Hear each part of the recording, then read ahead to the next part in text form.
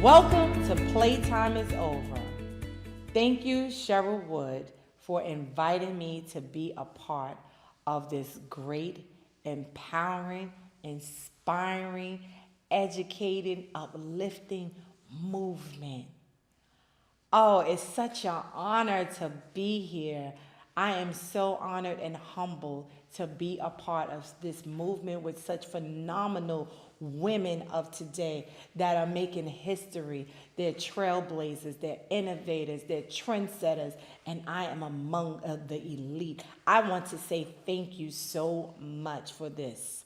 Thank you for answering the call. My name is Crystal Cunningham, and I am the founder and the CEO of Inspirations by Crystal Cunningham, Motivation and Coaching. When I left home at 16, and I met this gentleman. I met this man, and I thought that when he asked me to leave, that my life was going to be, I guess we was going to sail off into the sunset or something like that. But little did I know that my life would change, and it would change for the worse. I found myself involved in activities that I was ashamed of. I was very embarrassed. I felt that I embarrassed myself. I felt that I embarrassed my family. There was a lot of guilt there. I was involved with a lot of drug activities, a lot of gangs, a lot of violence, a lot of abuse, robberies. These are some of the things that I was partaking in. I was partaking in these activities. And did I know that this would happen when I left? No. Did I think that it would wind up this way? No. Did I think that I would be a high school dropout, a mother by the time I was 17, married at 16? Did I think that these things would be me? I didn't really think that for myself. I didn't think that my life would end up 14 years stuck. And when I say stuck, it was just like everybody else was moving, everybody else was living, but except me. And here it is, I found myself every day struggling with just living. And I didn't really understand what it meant to be living, but I knew it was more than what Crystal was doing at the time. So for me, I had to really hit rock bottom. And my rock bottom was losing everything. And the most important thing, it wasn't even about the materialistic things or anything like that. It was me losing my soul. It was me losing hope. I was hopeless. I had become so hopeless. I had become so filled with, consumed with fear, consumed with doubt, consumed with just a lot of struggles, a lot of insecurities was there. And in the course of this time, I didn't have no support system. I didn't have anybody that was able to talk to me and tell me that, your life didn't have to be like this anymore. I strayed away from my family. I moved thousands of miles away from home. I didn't have them. I didn't have my support system. I didn't have anybody. I found myself almost 1,200 miles away from home, and I was on the streets. But there was something that happened. There was something that was going on inside. And let me just tell you this one moment that I was having when I was finding myself even being homeless. I remember this guy had came and he sat by me and we was talking. And he says to me, "What do you see across the street?" And I said to him, I was looking at him like,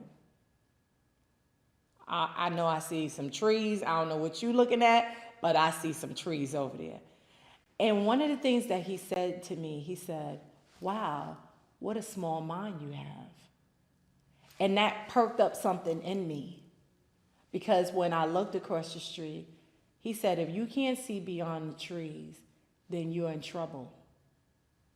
And from that day, I think that's where he planted a seed inside of me that was saying, Crystal, there's more to life. There's more to just this. There's more to just getting up and you're just doing the same thing day after day, which is nothing. You're basically killing yourself. You're destroying your life. So I had to take my life back into my own hands and I had to get things in order. So for Crystal, the takeover was so important. It was important for me. I couldn't do it for my children. I couldn't do it for my family. I couldn't do it for anybody else. I had to do it for Crystal. And once I really applied that and once I really got that within, then that's when things started to change. See, I was robbed of my joy. I was robbed of my peace. I was robbed of my identity. I didn't know who I was. I didn't know how valuable I was. I didn't know how special I was. I didn't know that I had some worth, that I was this virtuous young lady. Even though with everything that I had been through, I still was a virtuous woman. I didn't know these things about myself. But in the midst of me one day, making this change. One day I said to myself, enough is enough. Enough is enough, and you're going to have to do something about this. So I took some action. I knew that there was somebody that God had put in my path that had gotten themselves together, and he was at the time the only person that I can call on. So once I came back to New York, because at the time I had already left home and, I was so far away. But when I came back home, he was my point of contact. And at that moment, I picked up the phone and I reached out to him. Because that morning when I saw myself in the bathroom, I couldn't even identify myself anymore. I didn't even know who I was. I was like, oh my gosh, who is this woman standing here? I mean, my face had really become like really disfigured. I was really dark. I mean, just because I wasn't taking care of myself, my skin wasn't right. I mean, I used to have like a lot of bumps and acne on my face, and just because I wasn't taking care of myself properly because of my lifestyle. But this one morning, I was like, enough is enough. And when I saw that person in the mirror, it scared me so bad that I said, either they're going to be putting me 6 feet under or I'm going to have to get it together. And that day, I made a decision to get myself together. So I took my life back. I took it by force. And let me tell you how I did that. So every day, first thing I did was I made a decision. I said, okay, I'm making the decision to change. And that means that I can no longer associate myself with people, places, or things. And another thing was I had to stop thinking those thoughts. I had to replace those thoughts with something better. I had to do something. And one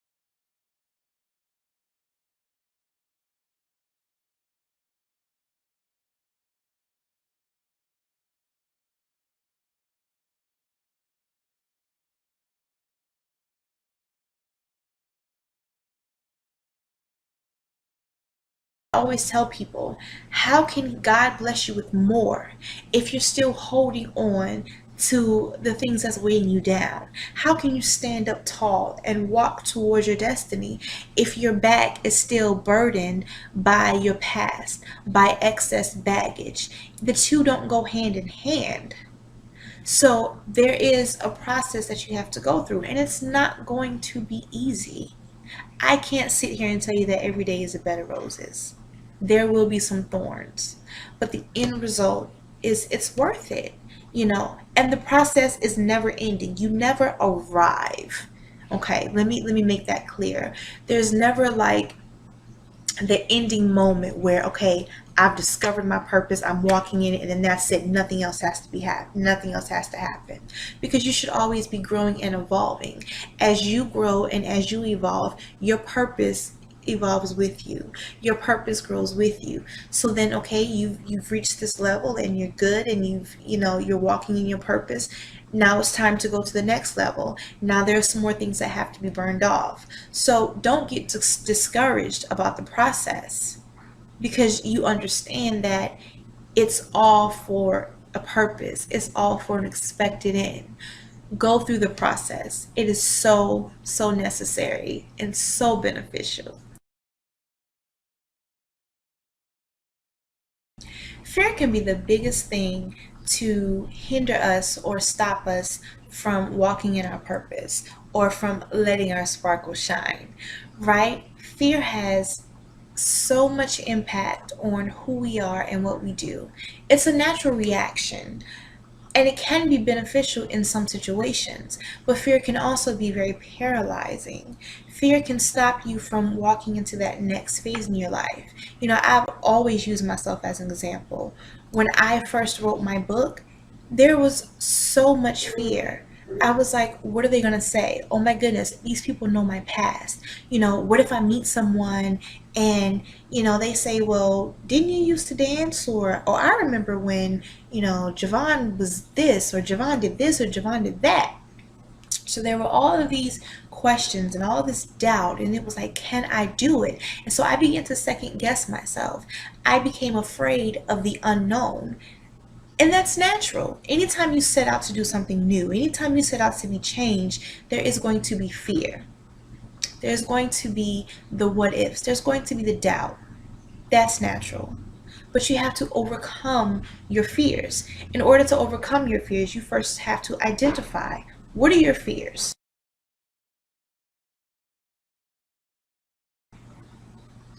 Once you have identified your fears, you are ready to overcome them. And it's not as difficult as you may think. I recently attended a workshop where we had to write out our goals.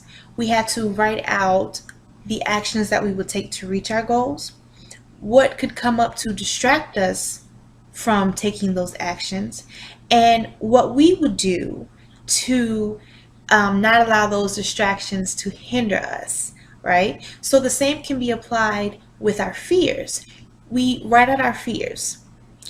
Then once you write out your fears, you are then able to see, okay, are my fears emotional or are my fears actual? Is there actually something that I need to be afraid of? Is there actually something physical that would hinder me from going to the next level? Or is it all in my head? Once you determine whether your fears are emotional or physical, you can then write out what steps you will take to conquer your fear. So say, for me, my fear, believe it or not, is speaking in front of people, and I know that. So in order to conquer my fear, I will prepare myself more. I won't wait to the last minute when I know that I have to give a speech or give a presentation, right? So you write out your fears, and then you write out what actions you're going to take to conquer your fears. And then after you do that, you then look at that list and say, okay, what distractions can come and hinder me from conquering my fear? So using the example of me being afraid to speak in front of people and, being prepared ahead of time. One of the distractions may be I'm a mom. So during my time of, practicing, the little one may need my attention, or they come running up and say, hey mom, I want to eat, or I want to watch TV, or all the things that happen when you're a mother. So then what am I going to do in that situation? So then I write out my plan. Okay, if my son comes and he's distracting me, then I need to change my time. I need to do my work when he's sleeping. So then there are no distractions. Okay, so when you write out your fears, when you write out your steps that you're going to take to conquer your fears, when you write out your distractions that could stop you from taking those steps, you're able to look at each different scenario. We call those if-then scenarios. So then there's really nothing that can come up that can surprise you. You know what it's like to conquer your fear. You know what it's going to look like to get distracted, and you know what it's going to look like to prevent those distractions. So then you're prepared. So now what are you afraid of?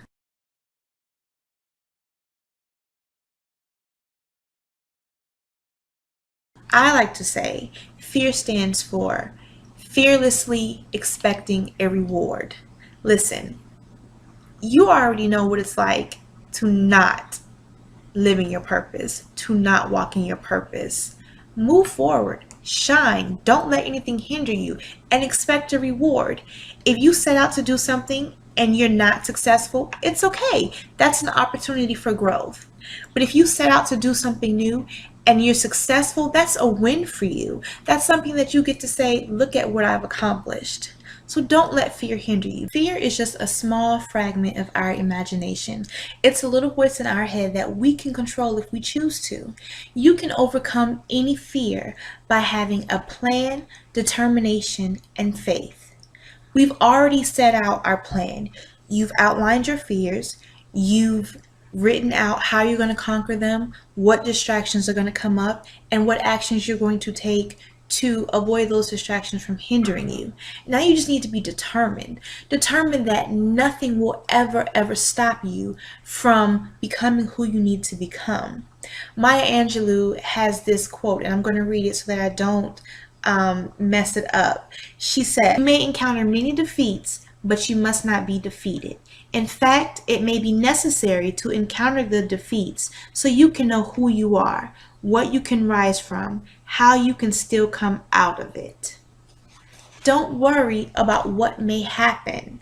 Don't worry about, the fact that you may have a loss, or that, you may not be successful right out the gate, that you may not be received the way that you think you need to be received.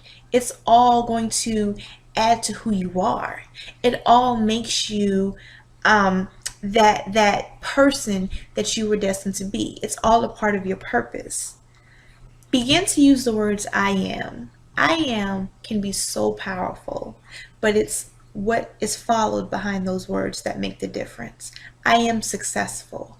I am unique. I am important. I am fearless. Begin to use those words. Speak what you see until what you see becomes what you see. Javon, that sounds crazy. What do you mean? You have a vision. You know what your purpose is. You know where you're going. Speak those things. Even though what you are looking at in front of you may not look like the place that you're going, still say, I am successful. If you know you were meant to be a writer, I am a writer. I am an author. I am a coach. I am an international speaker. Whatever it is that you're destined to be, begin to speak those things.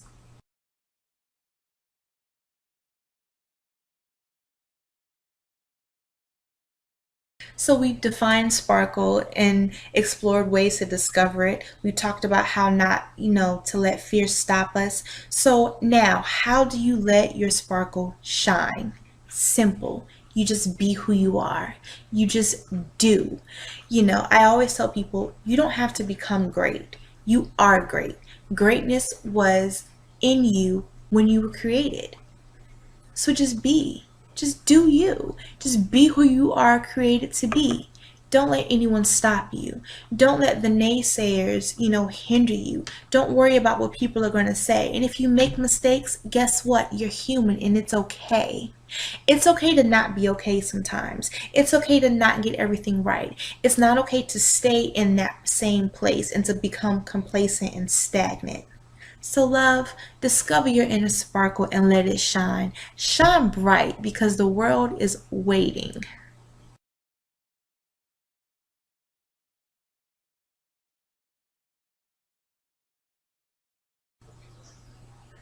Be who you are. No one else has your sparkle. No one else can shine like you shine. Your sparkle is yours and it is created uniquely for you because the world needs what you have. And remember, when God said, "Let there be light," He was giving you permission to shine.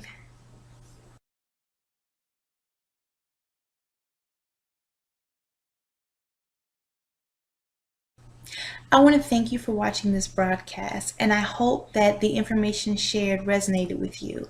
I hope that you have the tools that you need to discover your inner sparkle and let it shine. For more information about the Heavenly Jewels Alliance or myself, visit our website at www.heavenlyjewelsalliance.org. And I also invite you to join the I Shine movement. What is the I Shine movement? SHINE stands for spirituality, healing, improvement, network, and empowerment. The I Shine movement simply says that we're committed to using these tools to shine out of any situation that we may have experienced in life to live the purpose-filled life that we were called and predestined to live. So if you're with me and you want to declare that you shine, feel free to post a selfie, hashtag I Shine.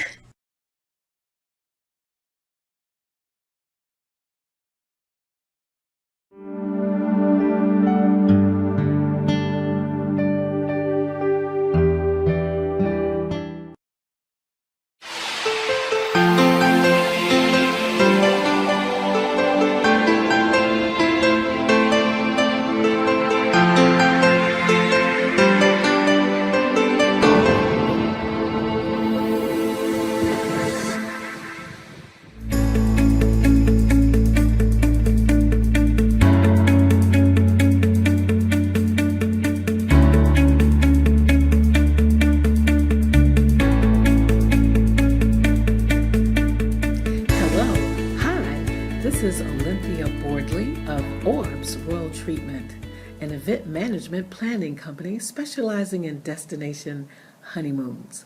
Well, guess what, folks? We did it. We're here. We're at the PTIO second annual conference. Playtime is over. Your playtime is over. It's time for you to light a fire under it and get it moving.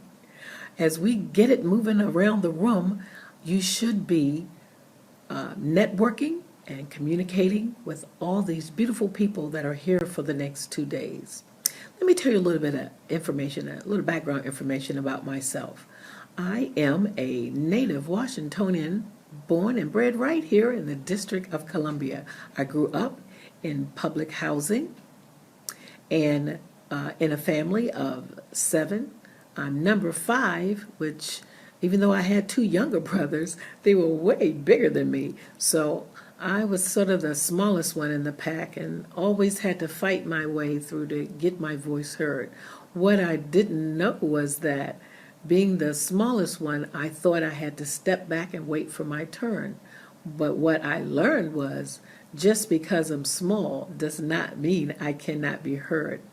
I was said to have the biggest mouth in the household. And that, I guess that's because I was the smallest one.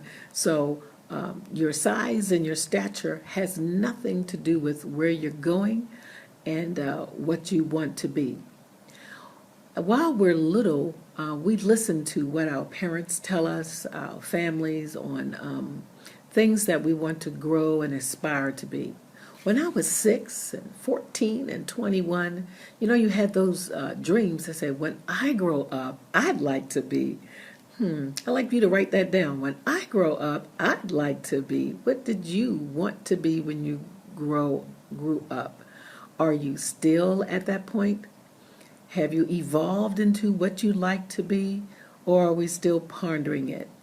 Well, these 2 days will help you take that and turn it into a dream, a thought, a maybe I should have, and make it happen. Along the way, as we try to make these things happen for us, we have friends and family lovingly holding us back.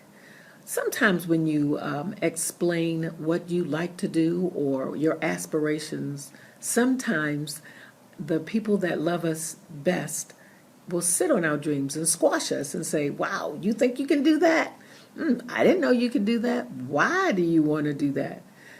Well, you want to do it because it's in your heart, and your heart is guiding you, saying, it's time to move. This is something I want to do. You know, when you go to bed at night and you wake up in the morning and you're thinking about it, you go to sleep, you're thinking about it, during the day, you're daydreaming about it. Well, that's your heart telling you something that you might want to pursue, something that your heartstrings, is pulling and tugging on you. But a lot of times your brain will say, well, my family members say I can't do that, so maybe I can't. We start to let the negative things and the naysayers beat us down out of dreams that we've had for a long time, but then we're holding back. I say, get yourself out of the way. Move out of the way. Move. If you move yourself out of the way first, and you believe in yourself first, it doesn't matter what anyone has to say, because you know in your heart it's something you want to do and you can aspire to it. So I say go for it.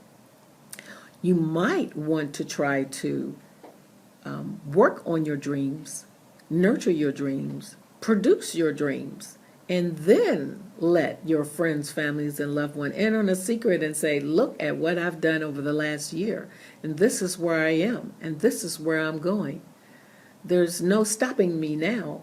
And if you present it in such a way with passion, desire, and you're full of fire, no one can hold you back. The only thing they can say is, wow, look at you. You're serious. You're really working it. And sometimes you still may not hear the praises you want to hear, but don't let that hold you back. Sometimes I bet you didn't know that your friends that you love the most aren't the ones that's in your corner and pushing you up. I bet you didn't know that sometimes you have to possibly let those friends go. It's not an easy thing to do. I've had to do it in my lifetime. It wasn't something I wanted to do, but in order to move forward, sometimes you have to do that, or you'll be in the same place. You know what they say, misery likes company. But when you move forward and your friends see you moving forward, they either will help you along, push you up, or continue to try to hold you back with them. So today, tomorrow, you'll be around like-minded people like yourself that are excited and enthused about their business, growing themselves, and starting something new. So a whole lot of new friends are here for you to find and have and keep for a long time. And the extra good part about that is we have experts in the room all around us for these next 2 days, and they are bringing tools and templates that we can use that will help nurture and grow us. So pull a chair up, put your hand out, introduce yourself, and get cracking and get that moving. One way I used to, the operative word, used to keep myself moving was with Post-it notes.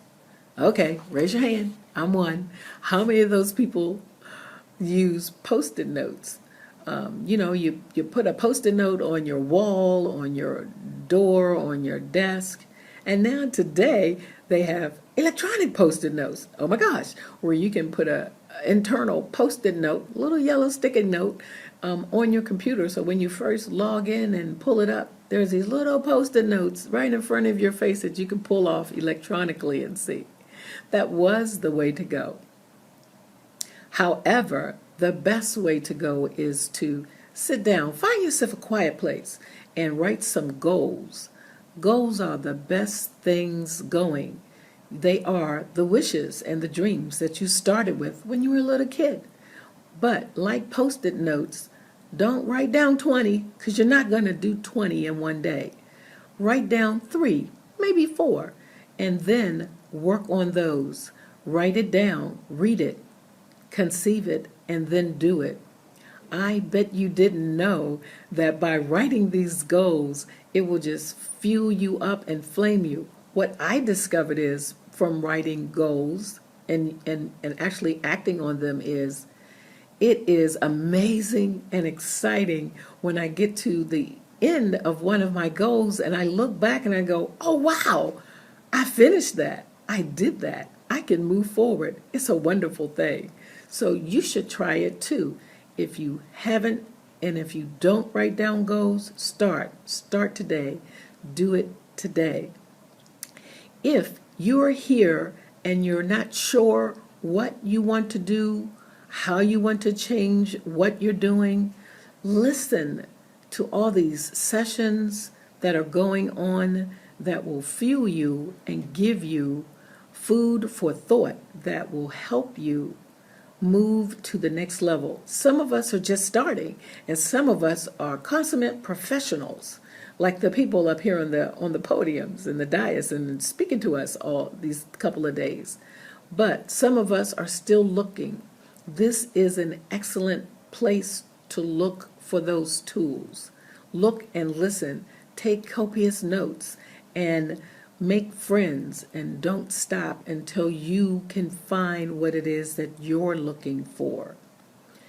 This is an excellent opportunity because of the talent that's in the room. Look to your right, look to your left. Do you see all the talent in the room? This is amazing. I bet you didn't know that all these like-minded people that are here truly care about you and want to help you. So this is the place where you can let your hair down, talk about yourself professionally, and truly put it out there. And there's no reason for embarrassment, shame, or anything. They're going to help you and guide you. So I implore you, use these 2 days. Like last year, I listened to portions of Playtime is Over, but who knew that today I would be sitting here making a presentation for my friends and family and like-minded people like yourself. I am just excited and elated about having the opportunity to just speak and sit and talk. I am fired up, and I want the rest of you all to be fired up too. So join the movement. Keep it going. If you take away nothing from this conference today, take away that people that are like-minded, like you, want to help you and nurture you. And we are here as a group and a team where there is no competition. We're here to help each other move and go forward. Thank you again. This has been a fabulous time.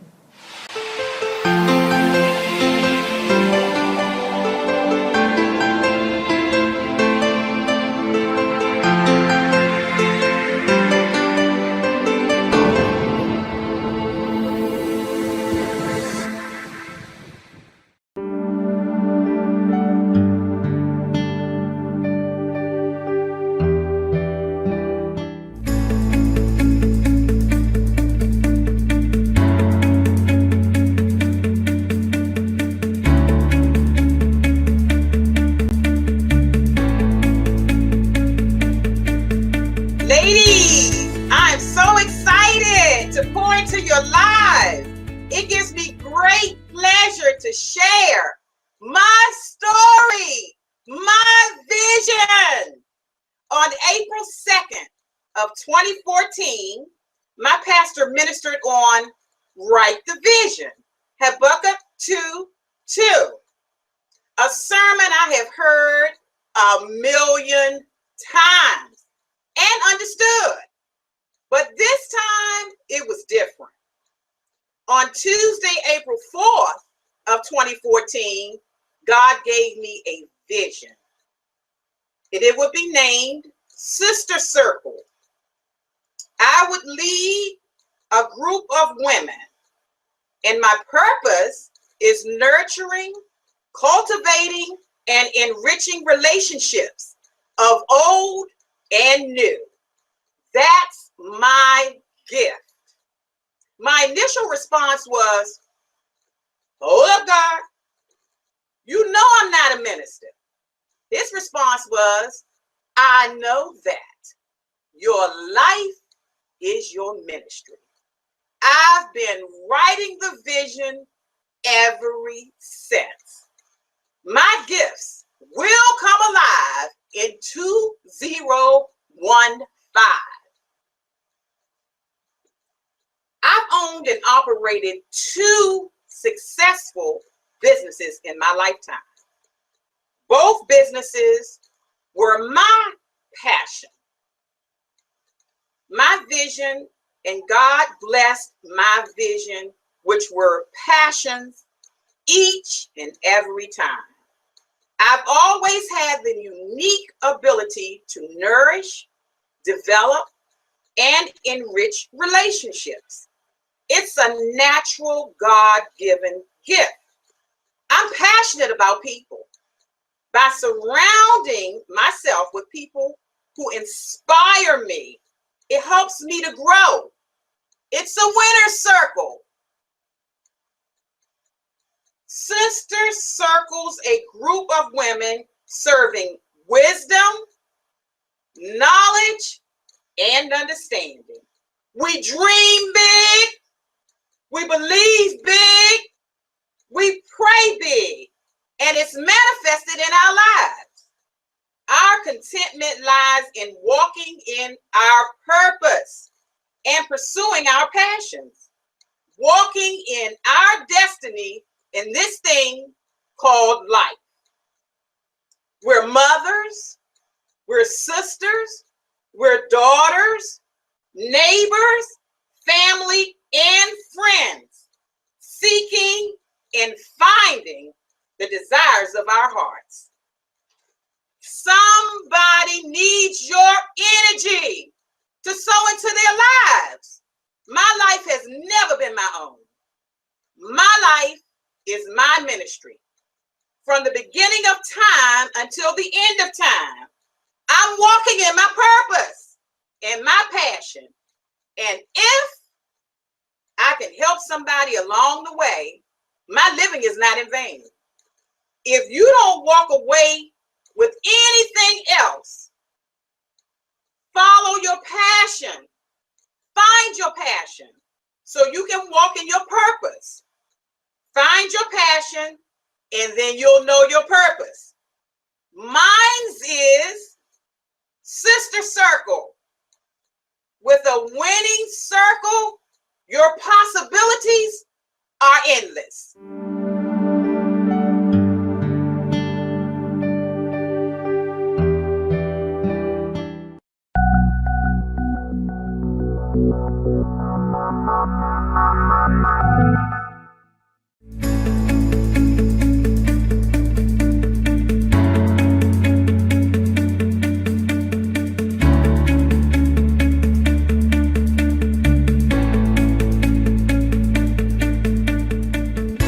Greetings and welcome to the second annual Playtime is Over 2015 conference.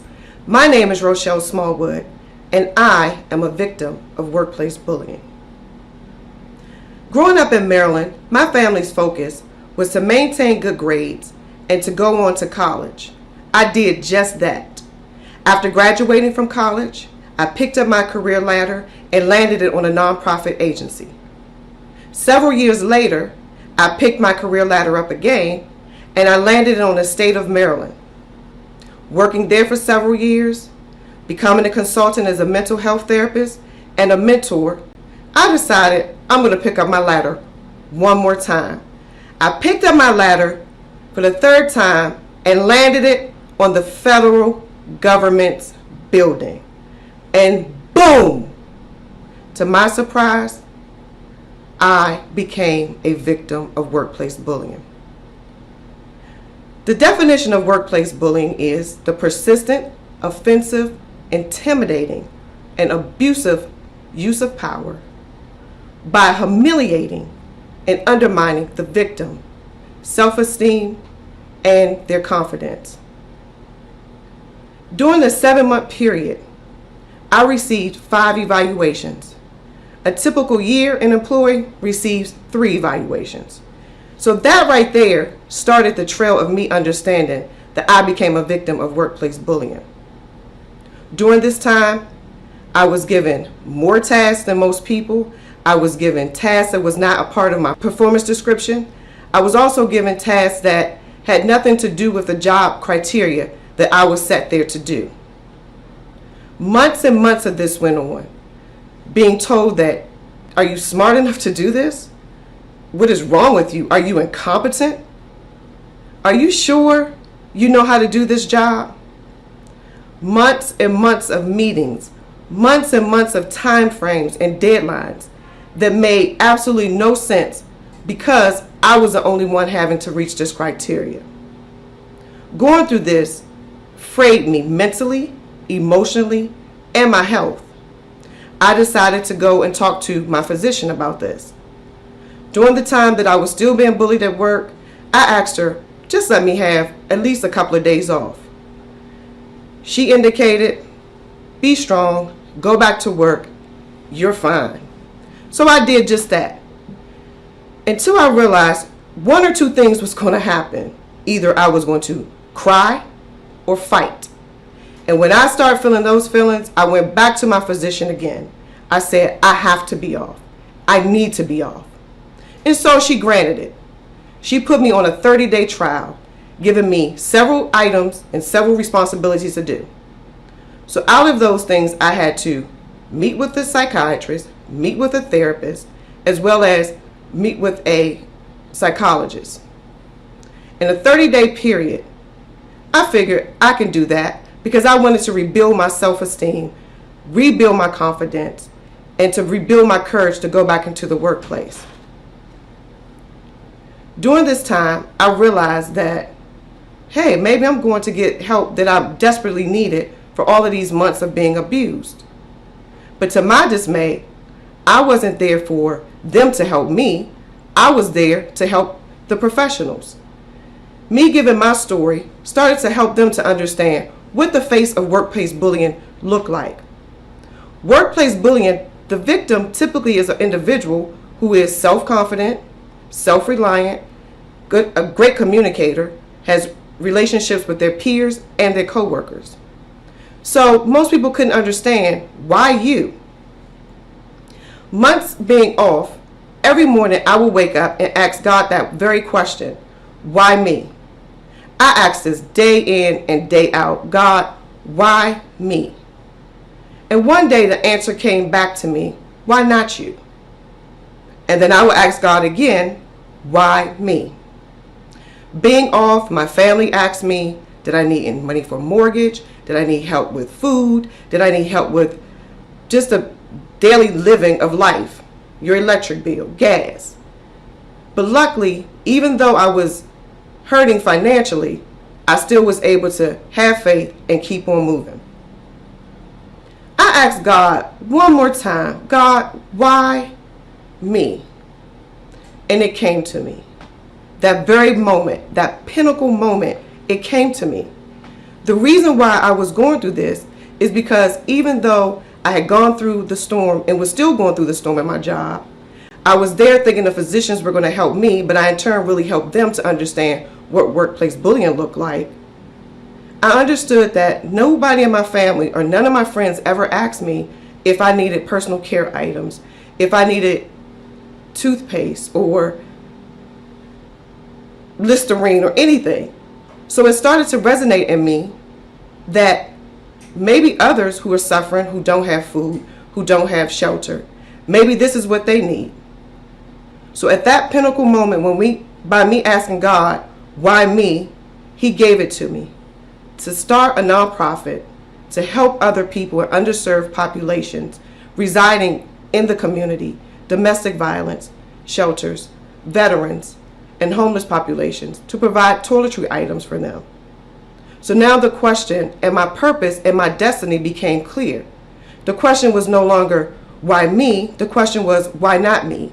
And through my why not me, God gave me the vision to start a nonprofit. So I am Rochelle Smallwood. I was a victim of workplace bullying. Now I am the founder and CEO of Toiletry and Company, Inc.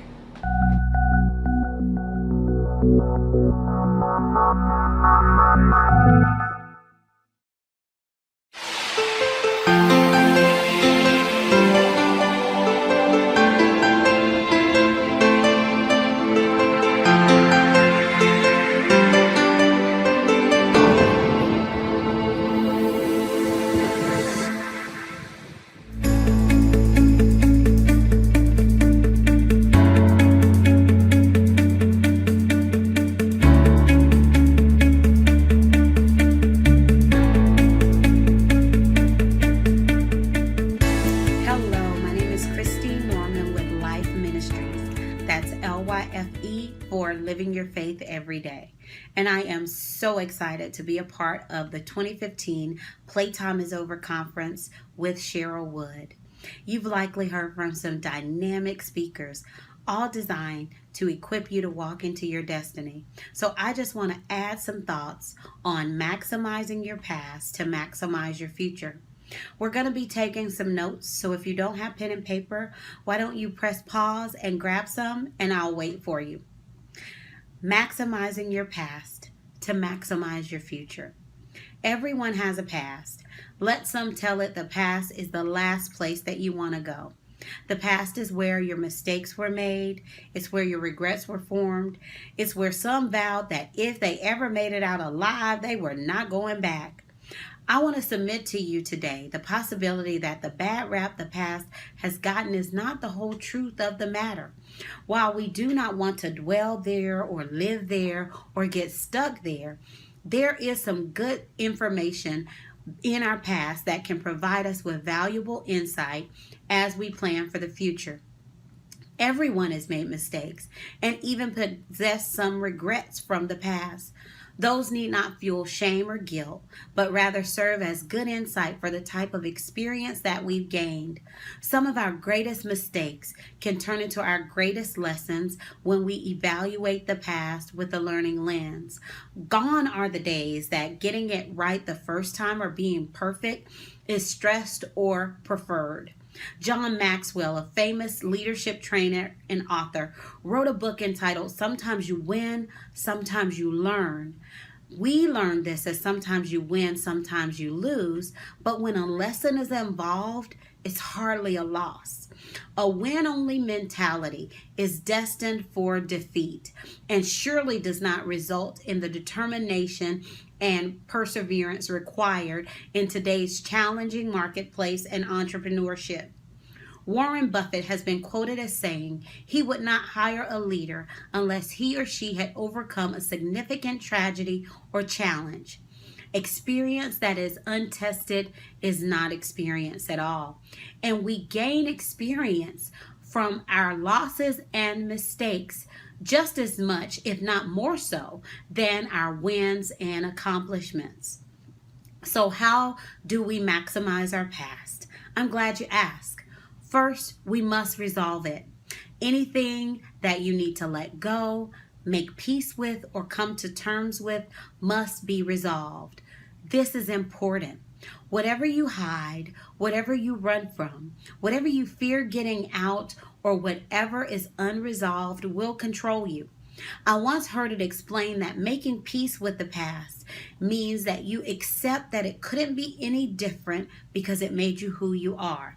This is huge. Some of the reason that the past has gotten such a bad name is that far too many people fail to move forward from something that happened years ago and they're waiting for it to turn out differently. Much like a fixed photograph, looking at it, wanting it to change before Photoshop. Or some get stuck in the what ifs of the past. If the opportunity is gone And if the perceived best of anything got away, it was not meant to be. And it's high time to direct that energy to the here and now. It doesn't matter how dark your past, your future can be bright when you learn the lessons and grow forward. Success is about our mentality just as much as it about our methodology. In order to sit in any arena without excessive or debilitating fear, shame, and insecurity, you must know and accept yourself. You are not only your mistakes, but you're also your lessons. You are not only your shortcomings, but you are also your growth and the things that you have accomplished. You are not your limitations, but you are also the product of all it took for you to come to know, learn, and master your craft. All of these things come together to make us all perfectly imperfect. A person that our futures can learn from and relate to. Now, think of any imperfection in your past that you still struggle with and write that down. Now, write down a few of your accomplishments. Ask yourself, has your imperfection hindered you from accomplishing anything?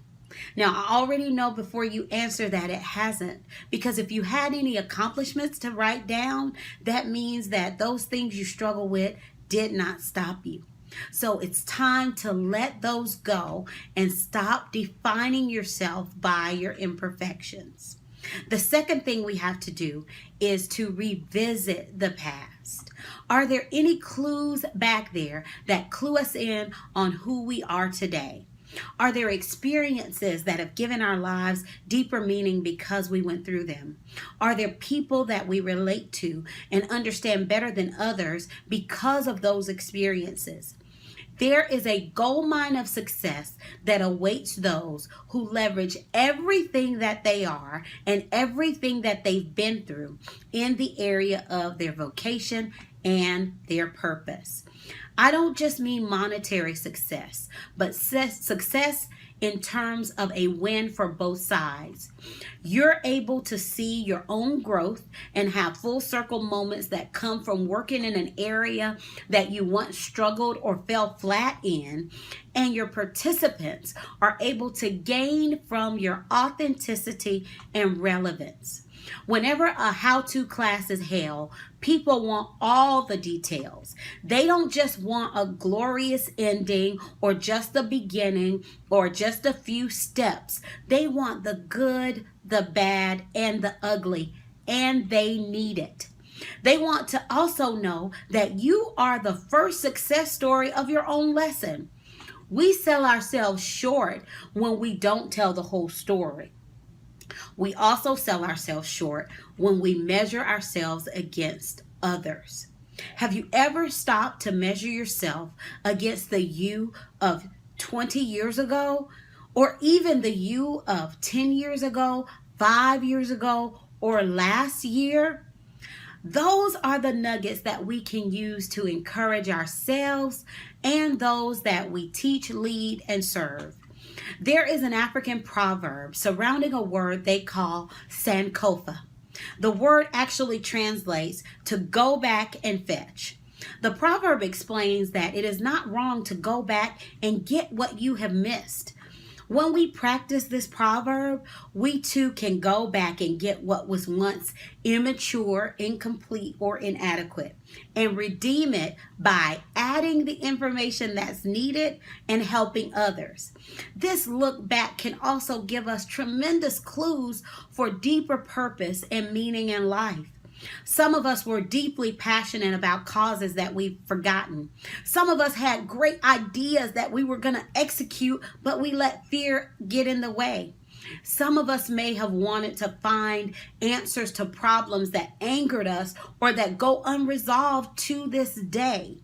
A look back can help us find the fire and passions that we have allowed fear, life, comfort, and sometimes just forgetfulness to extinguish. Now get your pen and I want you to write down some instructions for the things that you want to revisit. This exercise is going to take a while, so this one is a takeaway. Spend some time looking into your past for clues to some things that you want to go back and fetch. Are there passions or ideas that you have abandoned? Are there causes that you want to revisit? You also want to revisit any problems that you keep overthinking that keep you from doing the things that you want and were created and gifted to do. Let's make a plan to spend some time over the next week so that we stop circling the same mountain and do something about these things. Do you need to seek out assistance for answers or resources that you may not have at the current time? Write that down. When we write all of this down and review this objectively in black and white, sometimes just writing it in black and white gives us amazing clarity because we realize how few things we actually face.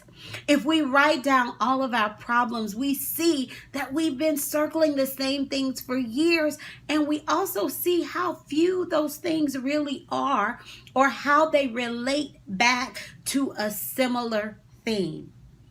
So as we write these things down, we come up with plans and strategy. So lastly, is there anything that is overwhelming you right now? If there is not a fix at this moment, you can make a plan to do something positive about it. You may choose to pray about them. You may choose to journal them or talk to a small group or a tested and trusted friend. If it's serious enough to you, you may even want to talk to a counselor or a life coach. However, decide to stop letting it overwhelm you. The next thing you want to do is reframe the past. Reframing is important, and it might be the most important thing that we do when we handle our past. We absolutely must remember that the past has earned the reputation that it got because it's like quicksand. It can trap you and it can land you stuck in the land of should have, would have, could have, and if only. It is for that reason that we have to know what we're getting into beforehand and have a plan. We also have to constantly be aware that the past is fixed. We don't dwell there because there is work to be done in the present and in the future. As we reframe the past, our regrets become opportunities for ourselves and for others. For many years, I regretted not finishing college. However, I decided when my children were younger, I would do something about it so that I wouldn't encourage them to do something that I had not done. Reframing allows us to make a plan for what we dislike about ourselves. It allows us to come up with a plan of action, and it allows us to see the past differently. It allows us to see the past as an opportunity for something that we can do now. When I find myself fixated on a loss or a mistake, I try really hard to turn it into a plan or to get honest with myself about where I am. For example, when I regret not doing better with my money or with my fitness and exercise, I can choose to take a class, I can choose to develop a new system, or I can choose to get real about how important this goal is or is not. In reframing, I stop seeing things for what I wish them to be and either make a plan to accept them as they are or make a plan to move forward. Reframing is also where we stop romanticizing the past. This too is huge when we're thinking about the past. It is scientific that our minds will make up the best possible memory to alleviate the pain of our past. Reframing is where we see things for what they really are. Many men and women have gone back into relationships that did not serve them because they romanticized the memory of an ex instead of remembering the relationship for what it is. Reframing is particularly important with difficult memories.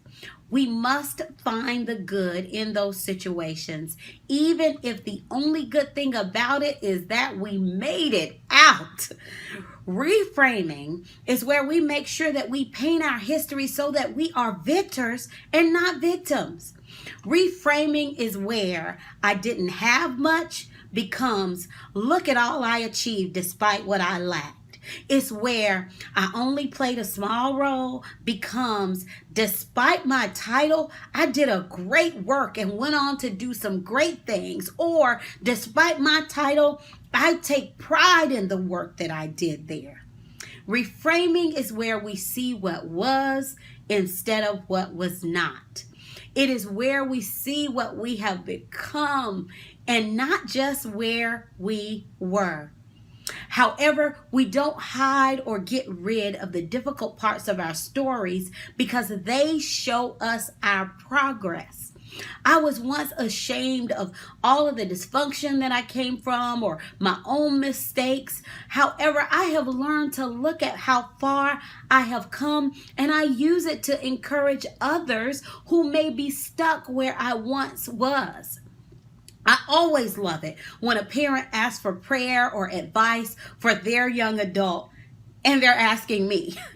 I can reassure them with the fact that I never would have envisioned myself, the person that I am today, from the person that I was in my 20s. So often the parent sees me as this wise woman of God with insight and wisdom.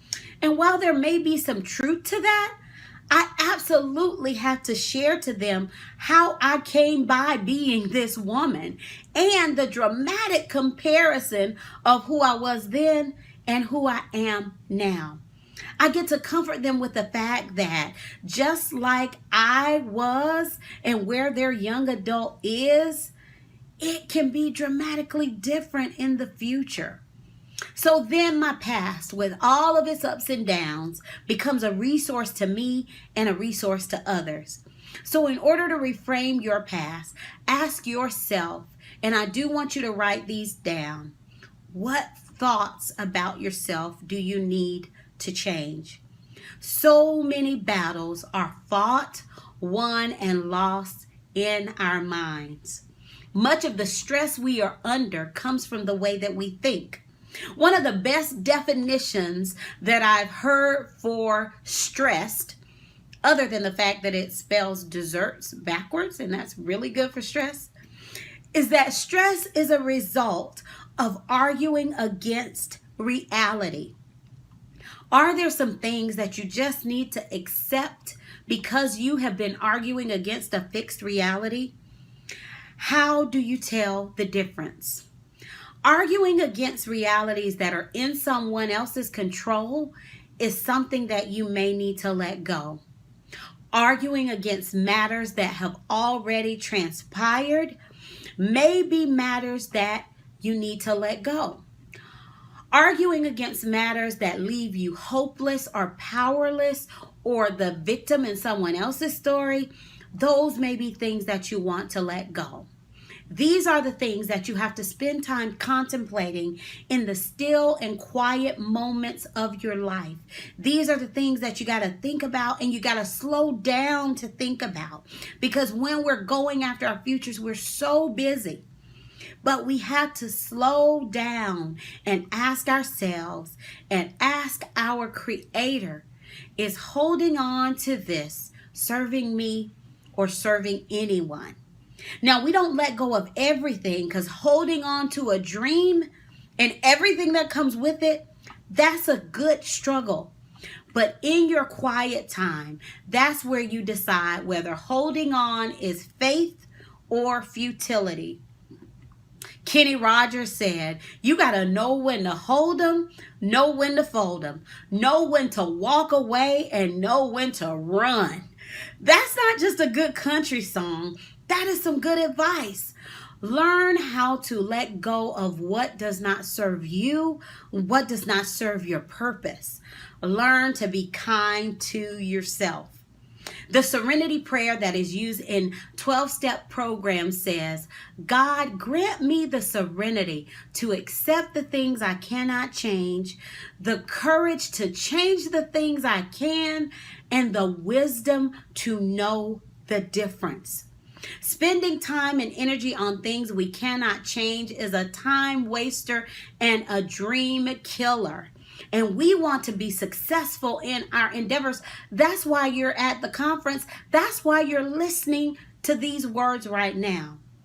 Much of the addiction and coping mechanisms that we see today are rooted in the ability of someone to accept the past or present reality. We cannot maximize our futures when we are anesthetizing ourselves from the pain of the past. We must walk out of some things in order to walk into some brand new things. Making peace with our past is important work. There was a popular TV show a while back called 24. And the whole show was a continuation of the same 24 hours. Now that may be exciting for TV, but that's not cute when it comes to our lives. We surely do not want to live in such a way that day in, day out, month in, month out, year in, year out, and Lord forbid, decade in, decade out, we are living the same programming. There is a work out there for all of us to do, and we have been through experiences that we have to struggle to get over. But we must do this work so that we maximize our future. We all have struggles. And I've even encountered some people whose struggle was getting over the fact that they didn't have a struggle and there was a stigma assigned to them because of that. This world indeed makes sure that no one comes out unscathed. However, the good part about that is we learn so much about ourselves in the process by all of the things that we have succeeded in, as well as the things that we have conquered and even fallen to. We learn where greater diligence or knowledge is needed, and we learn the things we simply must let go. If we are going to maximize our futures, we must maximize our experiences, and we get the most out of our experiences by carefully examining them. It's been said that experience is a good teacher, but that's not always so, because we know many people going through experiences and they aren't learning anything. I heard it said that evaluated experience is a good teacher. And when we evaluate our past, that is when we do the work that teaches us the lessons that we need to grow on. We do that by carefully examining and learning what we need to repeat and what we need to delete. You will never be fully and authentically yourself if you disown any part of yourself. So when we delete some things, we remember the memory and we teach others from that as well. Some of my greatest hurts have become the areas of my greatest compassion. Some of my biggest goofs have become the areas where I have given special attention. I've done the hard work and intentionality. So those areas have become the areas where I've seen tremendous growth and progress. This is not an easy process. This is not an overnight process. This is also not a once and for all process. We will have to do this work over and over. We will have to do this work whenever we meet new opportunities, because with new opportunities and new risks, new failures and lessons present themselves. Owning our mistakes and redeeming them through the lessons that were won, complete with all the battle scars, is how we make the very best of who we are. The Bible calls this beauty for ashes. It explains how through God's purposes, the areas in our lives that have been burned down and reduced to ashes can be exchanged for beauty. There is truly something beautiful when you consider all that can come from the ashes in your life. It is also referred to as making lemonade out of the lemons that life hands us. Whatever you call it, make sure that you do it so that the rest of you can be the very best of you, because playtime indeed is over. Let's get to it. For inspiration to reach your destiny, check us out at LYFE365.com. That's life365.com. Or on my personal Facebook page at Christine Harvey Norman. Peace and blessings to you all.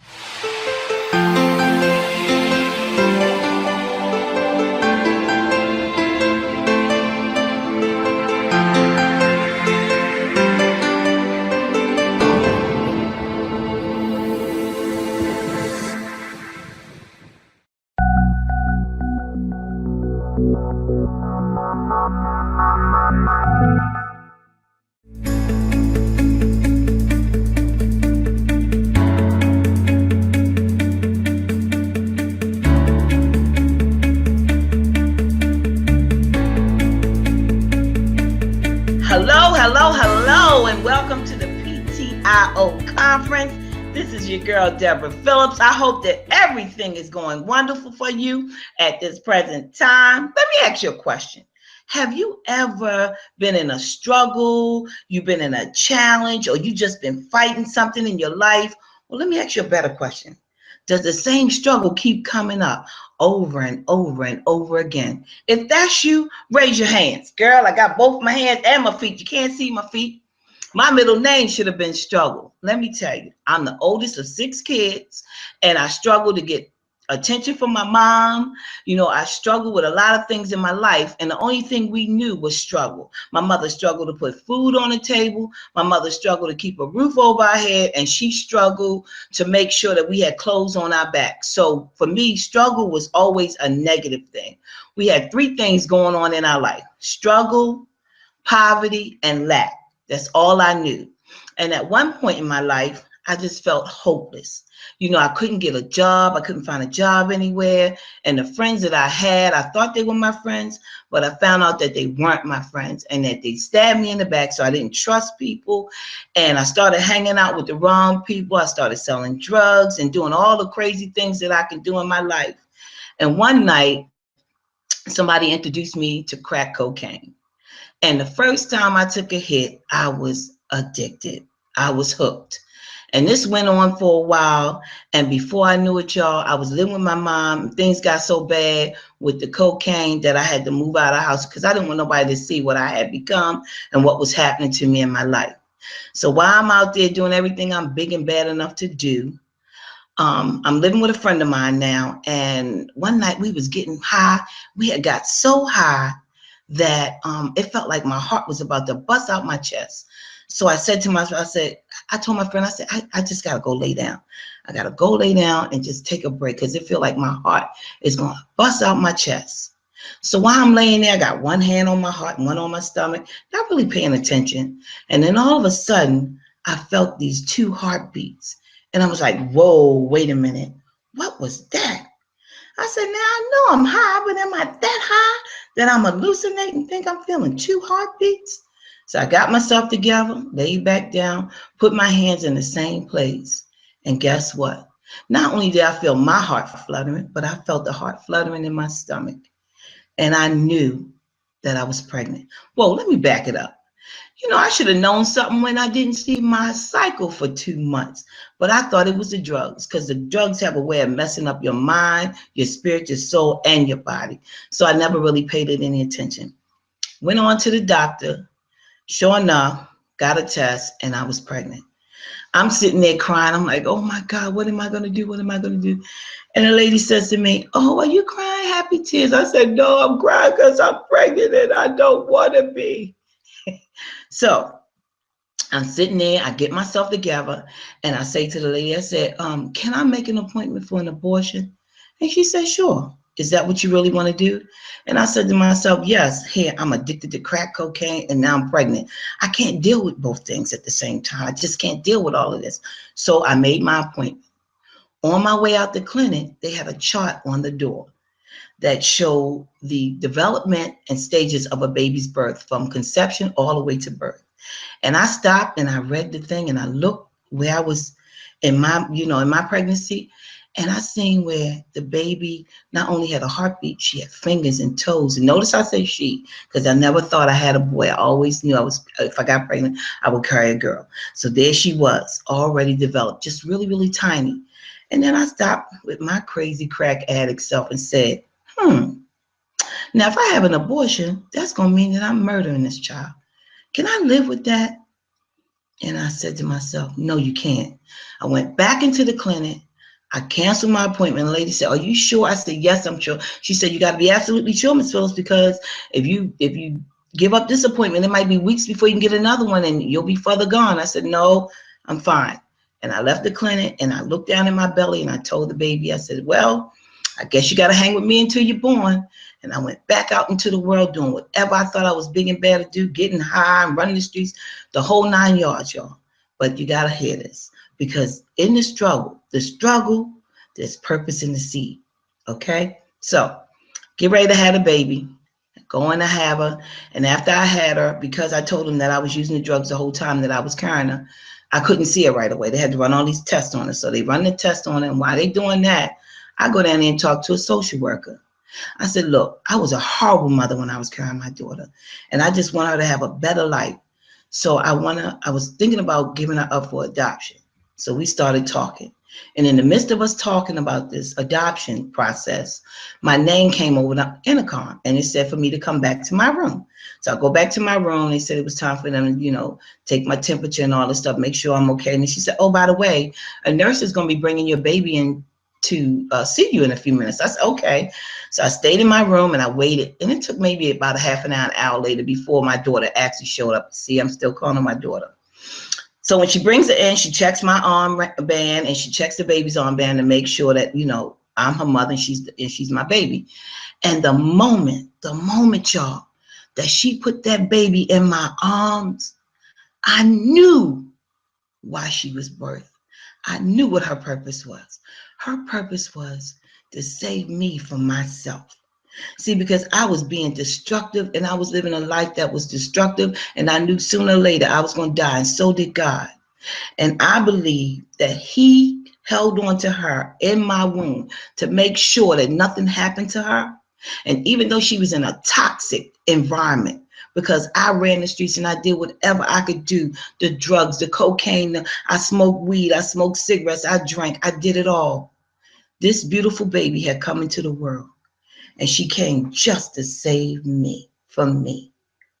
And that purpose, that seed, the purpose in that seed has been giving me joy ever since she came into the world. From the moment I held her in my arms, I knew I had to change my life. I began to change my mindset, and everything that was negative about me, everything that I had been through, all of a sudden it just all fell off of me. And I wanted to be a mother to this child. I wanted to make sure that she was taken care of, and that nobody else would take care of her. So I changed my mind, of course, and I didn't, put up for adoption. And I say all that to say, what struggle are you going through today? What are the things that's been holding you back that you feel like you've been fighting? See, I learned today that struggle is not a negative thing. Back then when I was coming up, struggle was a negative thing. But today, struggle is a positive thing. Because see, the struggle, there's purpose in the seed. And see, I learned that the purpose in that seed was to save my life.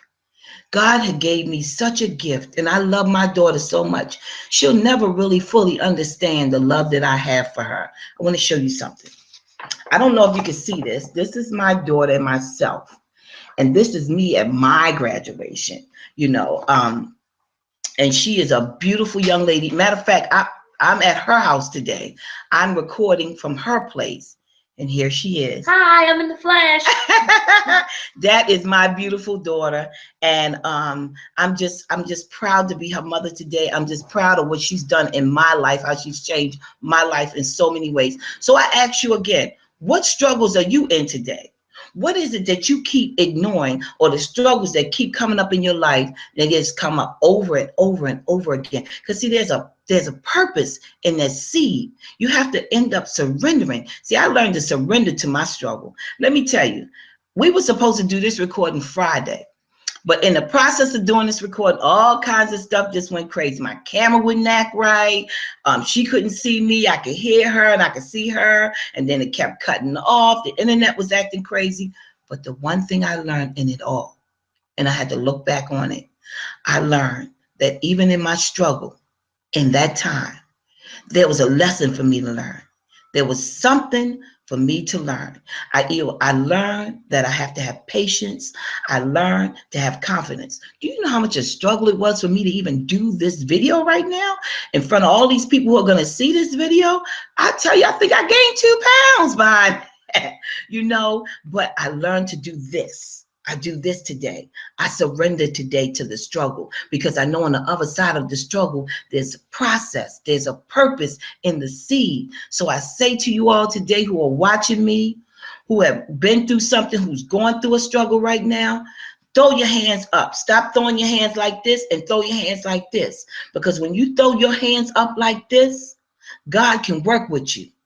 He can show you what it is he needs to do. Some seeds have to stay in the ground longer than others, but you have to get in the process. And I'm telling you, it has been a struggle for me. But today I know that even doing this video right here and right now, that there's something growing in the earth for me. There's a purpose in one of my seeds, and it's about to be birthed, because I'm allowing it to come forth now, because I've thrown my hands in the air and I've given it to God. And once you give it to him, he will open doors for you. He will bring people into your life that will bring joy to your life, that will help you to the next level of your life. Some of you struggle with your habits, your behaviors, your attitudes. You want to know why you haven't gotten to another level in your life, or you haven't gotten to another position on your job, or why your company hasn't grown. Because some of you need self-development, you need self-awareness, you need to be more humble in your life. And those are the seeds that need to be sown in your life. And until you allow those seeds to be sown, you're going to keep coming up with the same struggle, the same struggle. So I want to read one thing to you real quick. It says, our deepest fear is not that we are inadequate. Our deepest fear is that we are powerful beyond measure. Can you imagine that? Powerful beyond measure. It is our light, not our darkness, that frightens us. We ask ourselves, who am I to be gorgeous? Who am I to be brilliant, gorgeous, talented, and fabulous? Actually, who are you not to be? You are a child of God. Your playing small doesn't serve the world. There's nothing enlightening about shrinking so other people won't feel insecure around you. We are born to make manifest the glory of God that is within us. It's not just in some of us, it's in everyone. Not just me, all of you. And as we let our light shine, we unconsciously give people permission to do the same. As we are liberated from our own fears, our presence automatically liberates others. So I say to you today, what is it that you're struggling with? What is it that I've had the same struggle over and over and over for years.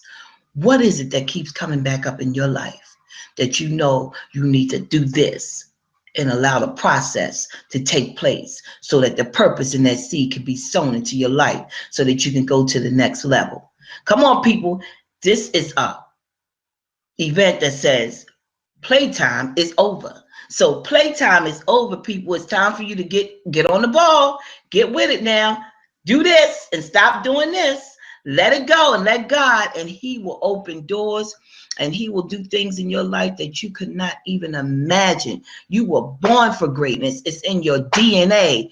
Come on now, stand up. Let those seeds of purpose be sown into your life so that you can go to the next level. Do you know there are people, places, and things waiting on you to get in place, waiting on you to line up, waiting on you to do what it is that you need to do so that you can help those people? You have people assigned to your life. You have places assigned to your life, and you have things assigned to your life. But you cannot get there, and you cannot help those people until you stop struggling and just surrender to the purpose, because there's so much purpose in those seeds that are in the ground. Let me tell you, I got one more thing to say, and then I'm going to let it go. I had an opportunity to do a job Saturday, and I didn't know nothing about this job, and any other time I would have just said, no, no, no, that's all right. No, no, no. But because I know today that struggle is different than it was when I was 16, 17 years old, I was listening to the voice of God instead of to myself. And when I was offered the job, I said, okay, so what is it that you're trying to teach me, Lord? What is it I'm supposed to be learning? What's going on? Let me accept it. So at that moment, I was struggling with it, but I threw my hands up, y'all. And when I threw my hands up, everything just fell in order. I went down on that job. I didn't know nothing about it, but I was able to do it. And you know what I learned? I learned in the process, the purpose of the seed that was being sown in my life at that time was confidence and reassurance in myself, because that's something I never had. Let me tell you, when I was going to high school, I dropped out of high school. Things were so bad. I had no self-esteem. Some say low. I had none, no self-esteem. I couldn't stand to be in the school with other people because I was afraid that somebody was going to find out that it takes me a lot longer to learn something than others. I didn't want to keep raising my hand in class and saying, oh, I didn't understand that. Could you repeat that? I didn't want nobody calling me stupid. So I got so bad with it, I dropped out of school. So when I show you this picture of me who graduated, that's me on this picture graduating. I could not believe that I've gotten to that point in my life. But I've gotten to that point, y'all, because I surrendered to the struggle and to the process, because I know on the other side, there's purpose in the seed. Surrender, people. Playtime is over. It's time to get busy. It's people waiting on you. It's places waiting on you, and it's things waiting on you. Surrender, and your life will never be the same, because I know mine isn't. And I have an encouragement page on Facebook. It's called To Encourage Others. You can check it out on Facebook. And I say this when I'm finished. I say, if nobody has told you today that they love you, I love you, and God loves you. You are as unique as your fingerprint and your thumbprint. Can you imagine that? God took the time to make you so unique that you're not like anybody else. So stop being a copycat and be the original that God has called you to be. Be that greatness. Sow those seeds into the ground. Let them break forth in the earth, into your light. Stop struggling. Throw your hands in the air, because I throw mine in the air all the time. Excuse me. Sometimes I got to throw my feet up too. You can't see them, but they in the air, y'all. So I say that to say, just surrender, because there's purpose in the seed on the other side of the struggle. Playtime is over. I just want to thank everybody at Peak Performance Institute. I want to thank Cheryl Wood. I want to thank her team, and I want to thank Peak Performance team. They have been the nicest people, and because they have, this has been a little easier for me than I thought it was going to be, because I'm telling y'all, I'm being transparent today. I was freaking out. I was like, I don't know if I can do this. I don't know. But in the struggle, there's purpose in the seed. And I allowed that seed to be sown in the earth in my life today. And I know that seed is confidence, reassurance of myself, self-awareness, and I'm all right with it today, y'all. So until next time, peace.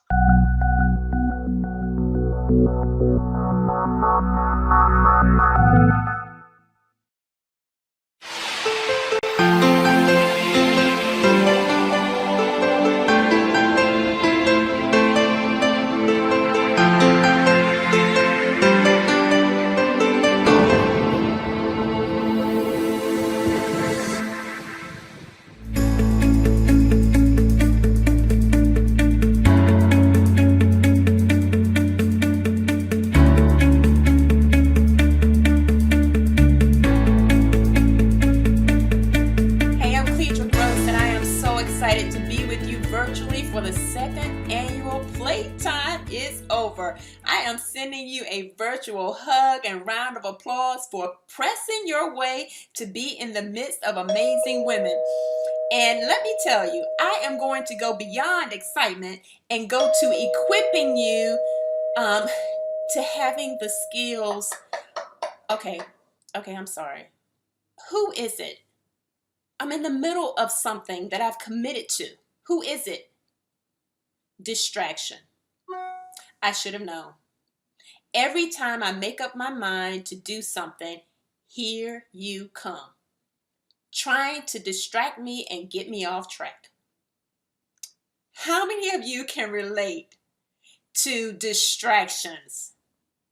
How many of you can relate to getting in that space where you have a plan, you know your purpose, you know your mission, and you just need a roadmap to get there, but the distractions just keep on ringing? That's what I want to talk to you about. I want to go beyond the excitement. While it's great to be at an amazing conference like Playtime is over, and I know you are pumped and amped, and so am I, and I am so excited. But excitement is not equipment. Excitement is nice to have along for the ride. So today, if you stay with me, if you are raising your hand to say, Cleedra, I give 100. I am all in. I want to equip you with what happens when you make the decision to be all in. Because many of us aren't aware of what we're up against when we're focused on we have our eyes on the prize. See, it's easy to identify with the end points. The end points of when maybe you're a person who you want to get out of that job, that just over broke job, and you want that 6-figure or maybe even 7-figure business. That's the prize. Or maybe you're that woman who you have decided that this is my time, my turn, and my season to get this weight off of my body. And you have your eyes on the prize of that new size and that new body and that new life that you have. But what about all of this in between? My specialty is mastery of the moment. You've already mastered a moment. To get to Playtime is over, you had to master the moment of any resistance that you had to get there. You had to press your way to get the hotel room. You had to press your way. Some of you flew in.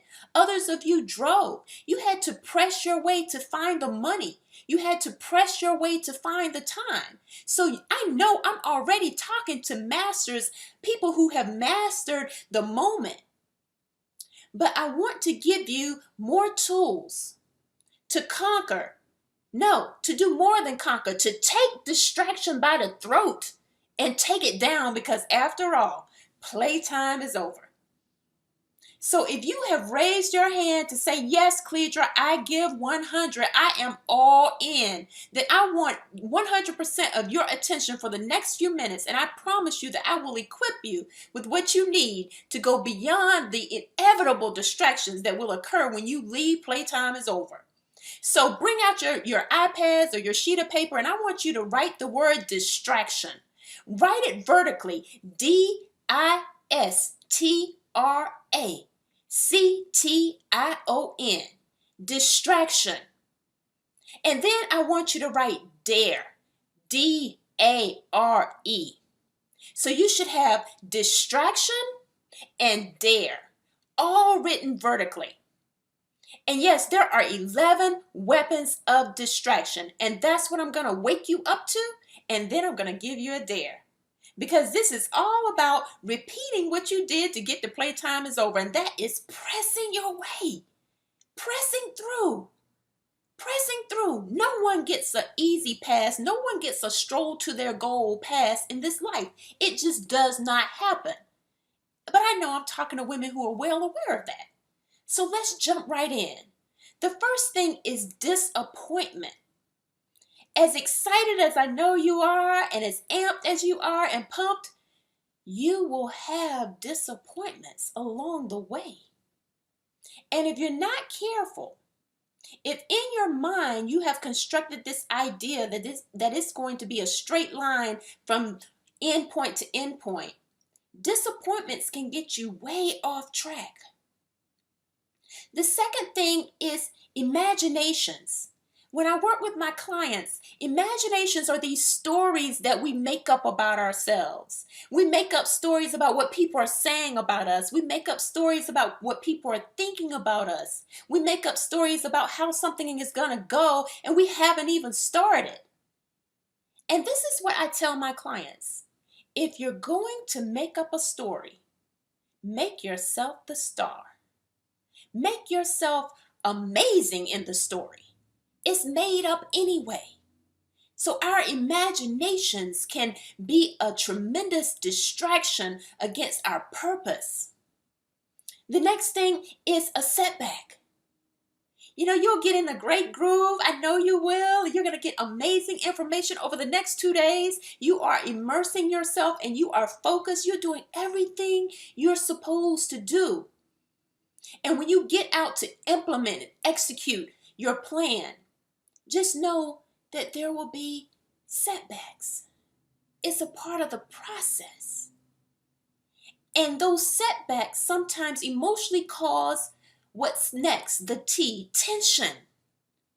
I have talked to some amazing women, including Cheryl Wood, who are so successful.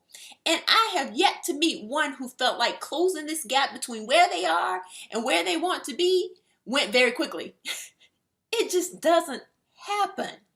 And as a result of our timetable not being the timetable of the way things are going to manifest in our life, there's tension. There's tension. And in addition to tension, there will be, in spite of polished programs that you may offer if you're a coach or a product that you know can help people, there will be rejection. People will say no to you. You will even say no to yourself. See, this is the thing. Rejection isn't always external. Sometimes it's what's going on inside of us, ladies, that we are rejecting our greatness. We're not taking that step that we need to take. We're not pressing, and we're not focused on the prize. Rejection can oftentimes be protection, especially when you're dealing with men and relationships, ladies. I'm a witness, and I'm sure I'm not the only one. You just keep on living, and eventually you will thank God that the relationship that you wanted so much didn't work out. So rejection, even in a business sense, can work for your good. Just know that. But if you hold on to that rejection, it can lead to the next weapon of mass distraction, anger. Anger. Anger can really, really throw us off track and cause us to really just sit on the sidelines of our destiny. And if we allow anger to hang around too long, there's a root of bitterness that will take hold in our lives. We all know women like this. We all know sisters like this. They just emanate this negative, toxic energy about themselves. You cannot afford to entertain the weapon of mass distraction, of anger. You can't afford it. And that leads me to the next thing. The cost of change. All of my work is about dropping the mental weight that's up here.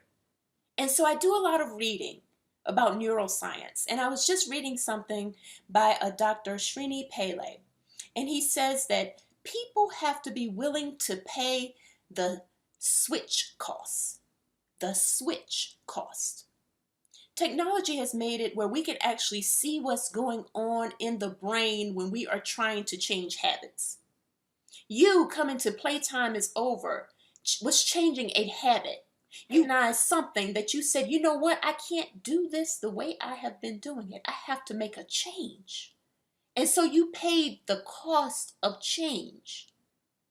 And now, after that, there will be a switch cost. Let me give you a great example. Several of my clients, because at one point, I had 70 extra pounds, more than what you see right now on me. I was a size 22, 24. And so a lot of my work, women come to me because of the physical weight, but I help them release it by releasing the emotional weight. So anyway, this is a great example. You're out to dinner and the bread basket comes. You've made a decision you want to lose weight. You're going out to dinner, the bread basket comes. Oh, and it smells.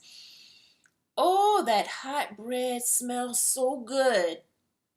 And then one of your girlfriends gets one, and you see her pick it up and put that butter on it, and the butter just melts so slowly down the side of the bread. And between what you smell and what you see, you have gone to a place that's so far away from the prize of your goal weight. And you are now entertaining the idea of diving into that bread and butter basket like your girlfriends. And that moment is when you have to decide if you're going to trade in what you want the most for the temporary satisfaction of the moment. And that's the switch cost. It doesn't feel good. Everyone at the table's having bread and butter and talking about how good it is. You can smell it. Your mind is going back into memories of having it. And in that moment, you have selective amnesia for the subsequent pounds that it causes. And so in that moment, there's a price. There's a switch cost, the cost of change. It's going to cost you something. It's not free. And those are the moments, mastering those moments. Those are the moments I play in with my clients. Because if you can master those moments, that's what's going to move you in this middle passage.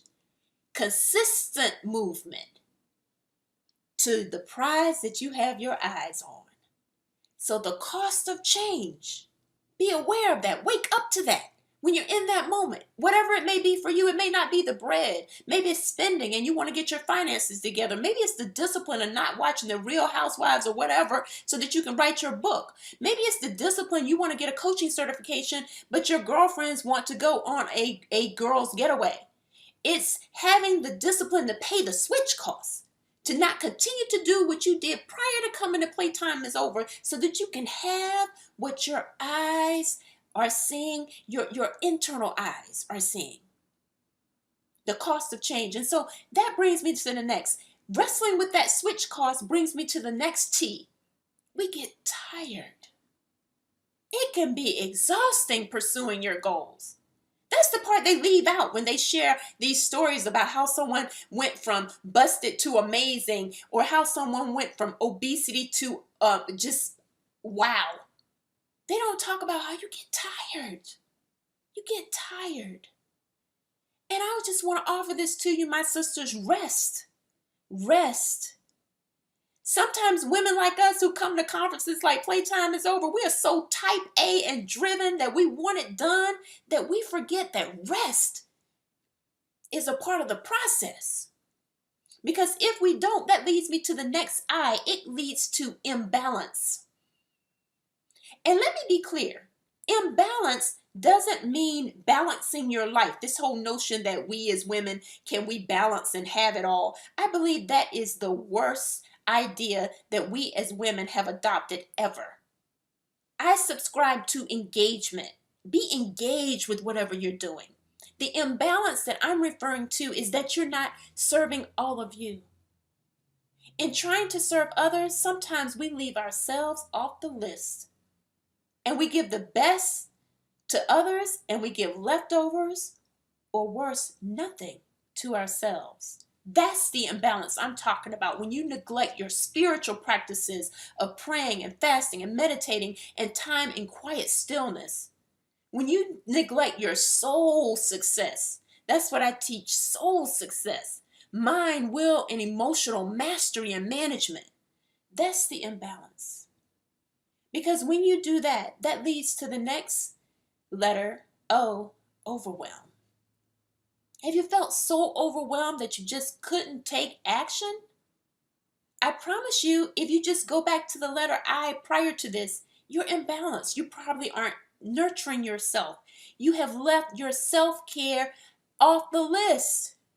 Ladies, you have to be on the list. We need you. This is the thing. Your assignment is just that. It's yours. And that's why I'm so passionate about waking you up to these 11 weapons of distraction, because if you don't fulfill your assignment, we all lose. We all lose. And so that brings me to the next and the last weapon of mass distraction, the end, the noise. There's so much noise when you make a declaration that you are going to move forward and make a departure from the way things have always been. The noise of, who do you think you are? The noise of, oh, you really think you can do that? The noise of, well, getting a check every 2 weeks really is good. The noise of, well, a lot of people are doing this coaching thing. Can I really do it? And just like rejection, sometimes noise is outside, but oftentimes it's inside. And that's why I emphasize with my clients the spiritual work. That's the foundation of the work that I do. Because if you don't have a strong inner, the spiritual self, then the outer will never be reconciled to the greatness that you were sent here to walk into. So those are your 11 weapons of mass distraction. I hope you're still in and you're giving 100, ladies, and you are pressing. Stay with me, because now it's time for the dare, the solution. Because sometimes we just need to know, well, what do I do with it, Cledra? How do I master those moments? How do I master those moments? And by the end of this, I'm going to give you a free coaching program that I offer, your Press Through to Breakthrough. And it's about pressing through the moments. And I'm gifting that to all of you, just special for Playtime is Over participants. So I'll get to that in a minute. So now we're at the word dare. D-A-R-E. The D, it always starts with a decision to be 100% in. You have to make a decision that you're going to do this until. In spite of those 11 weapons of mass distraction, however many times they come to you, you have decided, I'm going to do this until. Because I know this is mine. And while the distractions may be roaring, I am ready to rumble. And I will fight for my destiny. Decide, ladies, to give 100. The next thing is action. Now, we all know to take action. That's not a new concept. But there are 3 questions that I have my clients ask to see if they're reluctant to take the purposeful, consistent, focused action that they need to. The first question is, who do I need to be to get to that ultimate prize? What skills do I need to have to get to that ultimate prize? How do I need to think to live in that space of that ultimate prize? And if you know that there's a gap in your answers and where you need to be, which often there is, then you need a coach. You need help. You need your focus to be rechanneled. You need your press kit. That's why I've created that Press Through to Breakthrough kit, so that you can press through. Sometimes you need another voice in your head to move you past the hot bread and butter. I want to give you a good example, a real life example. January 2015, I came out of the gate like, this is my year. I am taking my business, my body, my relationship with my amazing husband to a whole new level. I am doing the thing. And January and February were amazing months for me. And then I got to the last day of the first quarter, March 31st, 2015. I got news that my daddy without notice, without warning, passed away. We had just talked. And just so you know, I'm an only child, and every stereotype that you can think of for a daddy and a little girl, I'm it. He has been my rock when I needed someone to talk to. I have an incredible mother too, but I'm just talking to you about sometimes the weapon of mass distraction, sometimes the interruption, sometimes the setback clips you at the knees and takes you completely down. But if you ask those questions, What skill do I need? Who do I need to be? How do I need to think? I identified the gap. Because you know the way I was coping with the pain of losing my daddy? I was eating. I mentioned to you that I used to be 70 pounds heavier. Here's a side note. We always slide back to what we came out of. We don't slide into something new. I was having a setback. I was gaining weight. Even talking to you today, I had to get past the distraction, the imagination of, oh my gosh, I'm heavier than I've been in 5 or 6 years. Can I really do this presentation? That's what I had to press through. So I hired someone who specializes in closing that gap for me to give me skills, because I'm in a season of my life, ladies, where I'm having to learn how to be a woman without her daddy. That has never happened in my 45 years. This man, when he took a step, I was in his footprint as a kid. We were very close. And so I'm sharing that example, and I know it's an extreme one, but more to wake you up to, if there's a point where you know you need to take action, but you're not, that just means you need intervention. There's nothing wrong with you. You need intervention. You need a coach who specializes in what's keeping you back, what's holding you back, a coach to close that gap in your skills, your thinking, your being, so that you can move forward, my sister. And so that leads me to the R. You must renew your mind daily. We are attacked daily, especially as women, with subtle messages of what we cannot do and how we aren't enough. You must renew your mind daily. I can't emphasize that enough. And the last thing, the E, everything counts. Everything. Don't allow thoughts to have free rent and reign in your life that aren't in alignment with who you are. You have to know who you are. In my work, I talk about dressing for soul success. And one piece of the gear is the belt of truth. In the Bible, that's one of the armors of God. And every thought that comes in, you have to bring that thing captive under the belt of truth and say, is that true? Too many times we just freely adopt nonsense. Everything counts. And so, ladies, I want to serve you and help you in mastering those moments. Mastering those moments where the cost to switch seems so high. And you're surrounded by people who aren't paying the price. And so I'm gifting you with your Press Through to Breakthrough kit. And in that, I'm going to be in your ear. There's going to be a download that you can listen to at a moment's notice so that you can pay that switch cost consistently, so you can close this gap to where you are and where you know you are supposed to be. And all you have to do is text, I give 100. Again, text, I give 100 to this number. Get ready to write this down. 404 341 4949. Let me say that again. Make sure you have it right.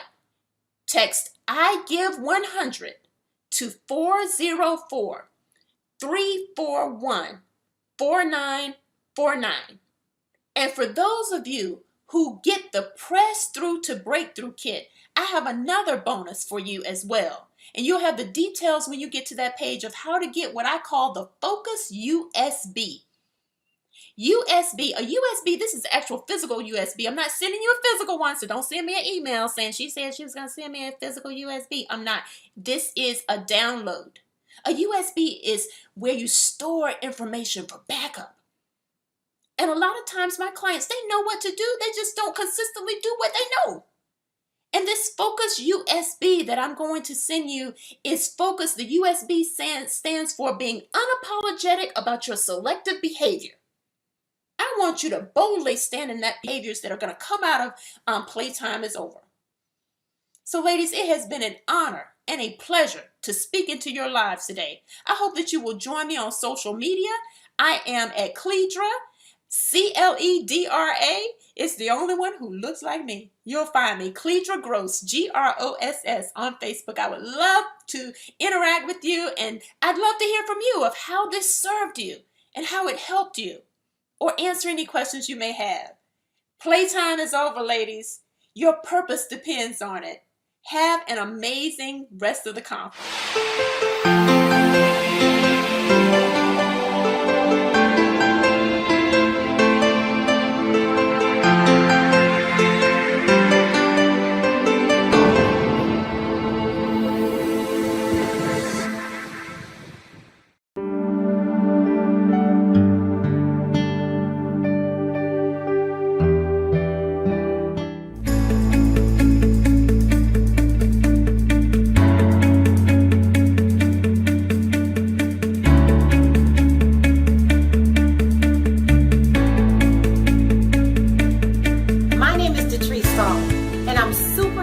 About being a part of the Playtime is Over 2015 conference.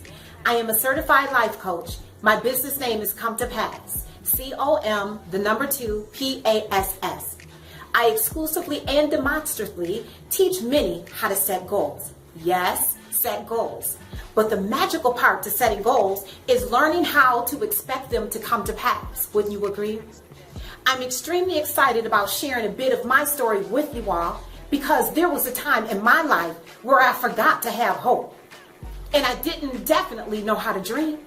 Not ever realizing that the glimpse and the visions and the daydreams too was a part of a great plan that is planned for me, just like it is for you. You may be asking yourself, how does any of that pertain to me? I'm glad you asked, because I'm going to explain a bit more in just a few as I continue to share with you. I worked in an area where I was eager for promotion, and it was because I worked out of class in that position that was several classifications above the current classification, alongside with keeping up with my current duties. That position was posted, but I was told I could not apply for that position because they said I did not qualify for it. Check this out, on paper. But it was because of that disappointment that I applied for another position to gain the promotion that I felt that I earned. You know the saying, be careful of what you ask for because you just may get it. I got it all right. I wasn't specific about the type of promotion that I wanted to gain. Sure, I believed for certain things and I expected many things too. Yes, some things did come to pass, but it seemed as though they were few and far and in between. I was extremely miserable in that position. The manager seemed not to like me very well. Any and everything that I did was never right. I struggled even learning that position. I was throwing up almost every single day before coming to work. And after work, I was extremely irritable with my family. I was even slamming doors. The final blow was when that manager told me that I needed to take a writing class. She said because she felt that I didn't write very well. I felt that I wrote pretty good myself. But that is when my goal-setting journey began for me. I took a writing class. I actually took several writing classes because of that state. But guess what? A year after that experience, I learned how to set goals. Also, I began writing my book thereafter. That was when my brand new Come to Pass journey began for me. But it wasn't until I became clear about what it was that I wanted. Additionally, I became a published author of the book titled Destination of Hope that can be purchased on Amazon.com. That book, I have been told, has helped many others to write their goals and also speak daily affirmations too. But it wasn't until one day in November of 2012 that I wore my favorite red boots to work. Well, guess what? Those boots literally fell apart on my feet. I happened to look down at my feet. I was struck with wonderment as to when those boots fell apart. I certainly did not put those boots on like that, nor did they show any signs of disaster when I had put them on. Because they looked so awful, I had to stay glued to my cube until it was quit time, and I ran to my truck in hopes that no one else no one would see those boots on my feet. It took me a year later before I realized what had happened.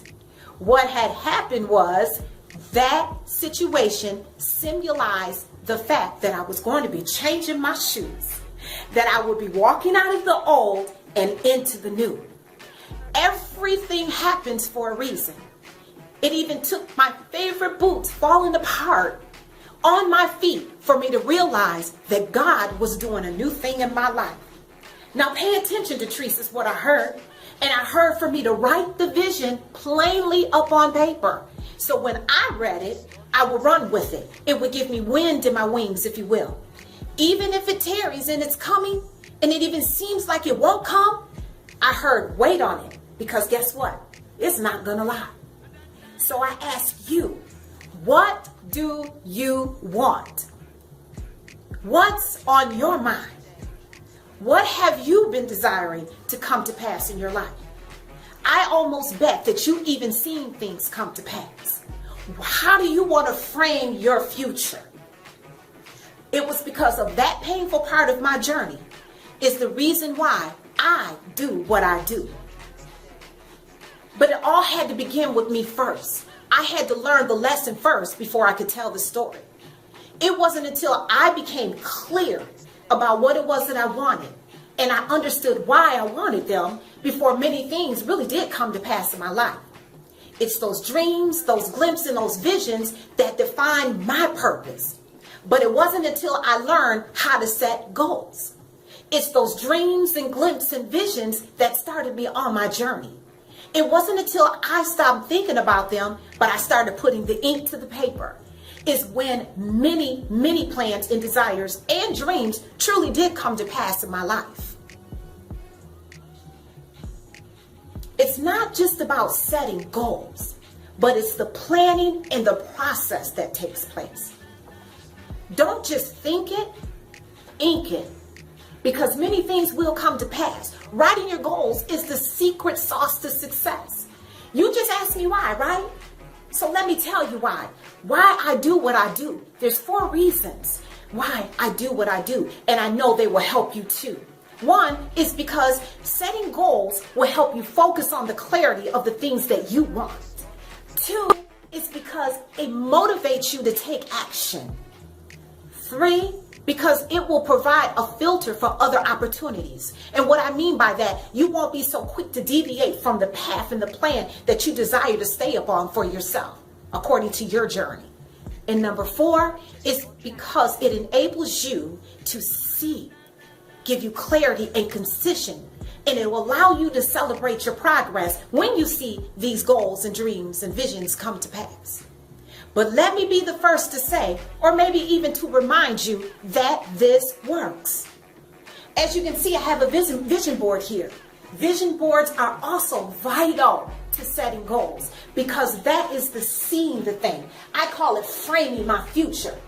There are many things that are on my vision board that have come to pass because daily and nightly I look upon it. I write the vision, but yet I've taken the vision and I put it on the board and I framed it according to the things that I desire for myself. It's not just the pictures, but it's also words that inspire and motivate you to believe in the things that you want for yourself. What do you want? I literally, while creating this and also writing my dreams out, I literally take the time to sit down with myself and spend time with myself. I had to write those things out that I wanted in my life. I scheduled time with myself every day to think about what it is that I wanted for today, what it is that I want for tomorrow, what I want next week, what I want next month, even next year.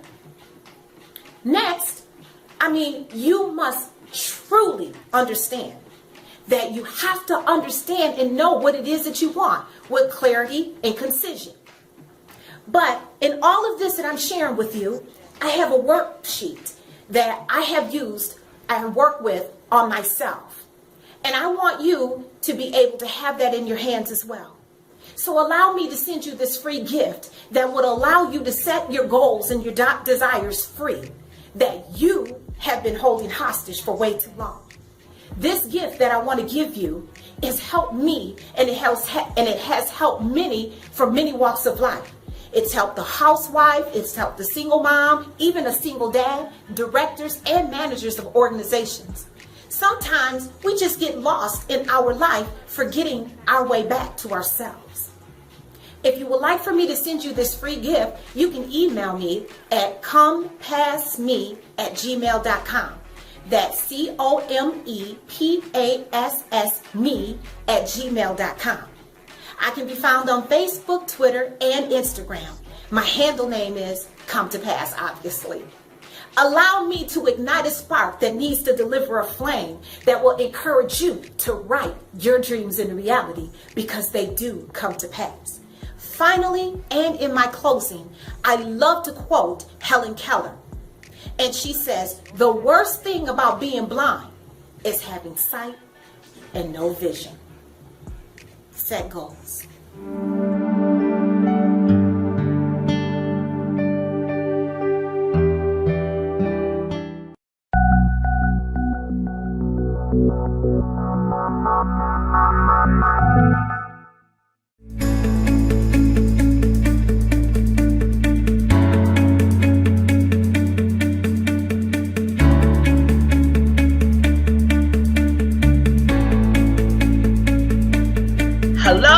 Hello, and welcome to the PTIO conference. This is your girl, Deborah Phillips. I hope that everything is going wonderful for you at this present time. Let me ask you a question. Have you ever been in a struggle, you've been in a challenge, or you just been fighting something in your life? Well, let me ask you a better question. Does the same struggle keep coming up over and over and over again? If that's you, raise your hands. Girl, I got both my hands and my feet. You can't see my feet. My middle name should have been Struggle. Let me tell you, I'm the oldest of 6 kids, and I struggle to get attention from my mom.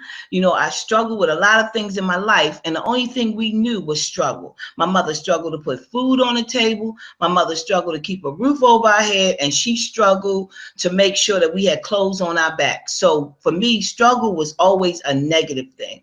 We had 3 things going on in our life: struggle, poverty, and lack. That's all I knew.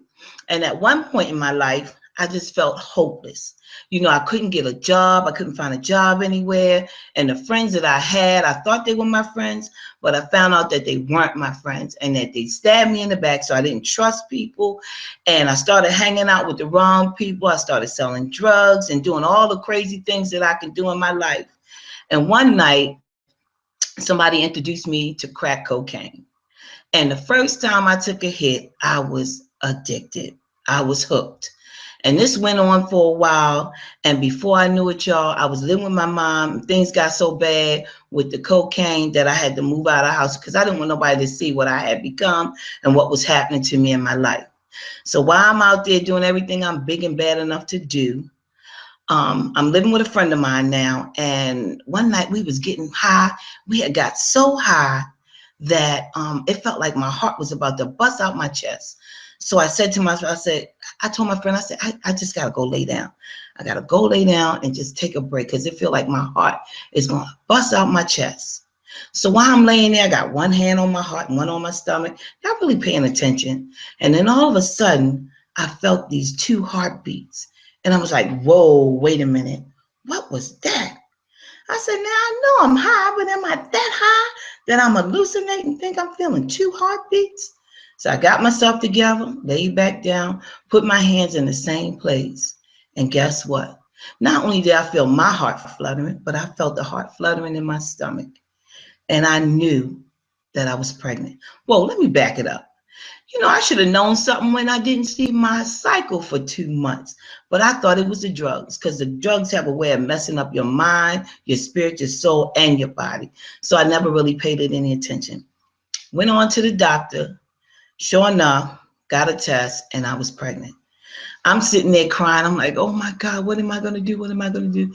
And the lady says to me, oh, are you crying happy tears? I said, no, I'm crying because I'm pregnant and I don't want to be. So I'm sitting there, I get myself together, and I say to the lady, I said, can I make an appointment for an abortion?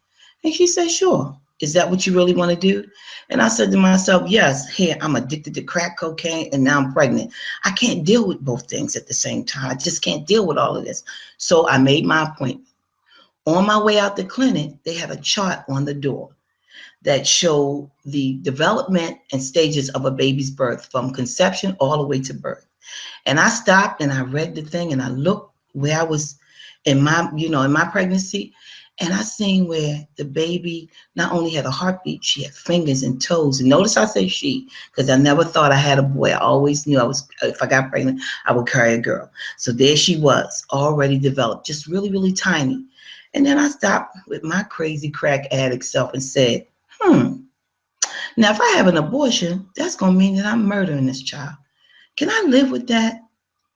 And I said to myself, no, you can't. I went back into the clinic.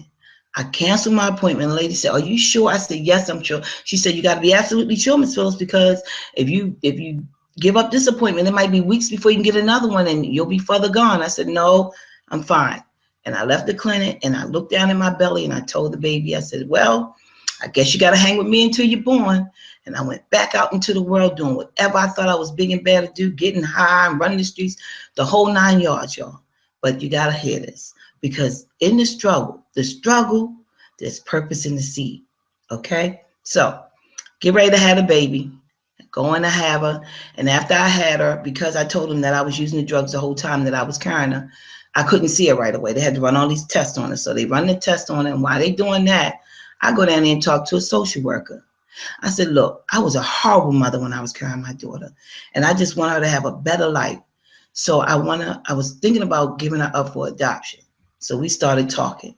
And in the midst of us talking about this adoption process, my name came over the intercom and it said for me to come back to my room. So I go back to my room. They said it was time for them to, take my temperature and all this stuff, make sure I'm okay. And then she said, oh, by the way, a nurse is going to be bringing your baby in to see you in a few minutes. I said, okay. So I stayed in my room and I waited. And it took maybe about a half an hour later before my daughter actually showed up. See, I'm still calling her my daughter. So when she brings it in, she checks my armband and she checks the baby's armband to make sure that, I'm her mother and she's my baby.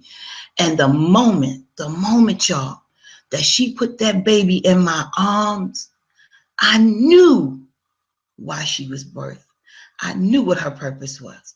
Her purpose was to save me from myself. See, because I was being destructive and I was living a life that was destructive, and I knew sooner or later I was going to die, and so did God. And I believe that he held on to her in my womb to make sure that nothing happened to her.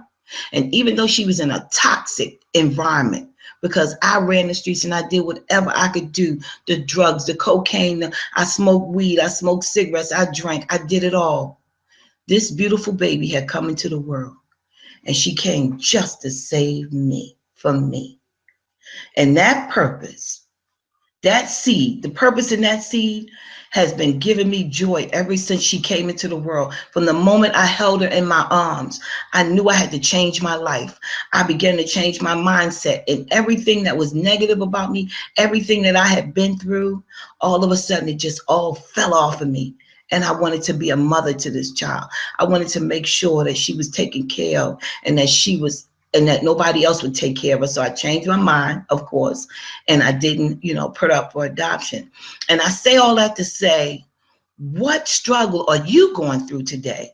What are the things that's been holding you back that you feel like you've been fighting? See, I learned today that struggle is not a negative thing.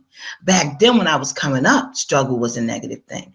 But today, struggle is a positive thing. Because see, in the struggle, there's purpose in the seed. And see, I learned that the purpose in that seed was to save my life.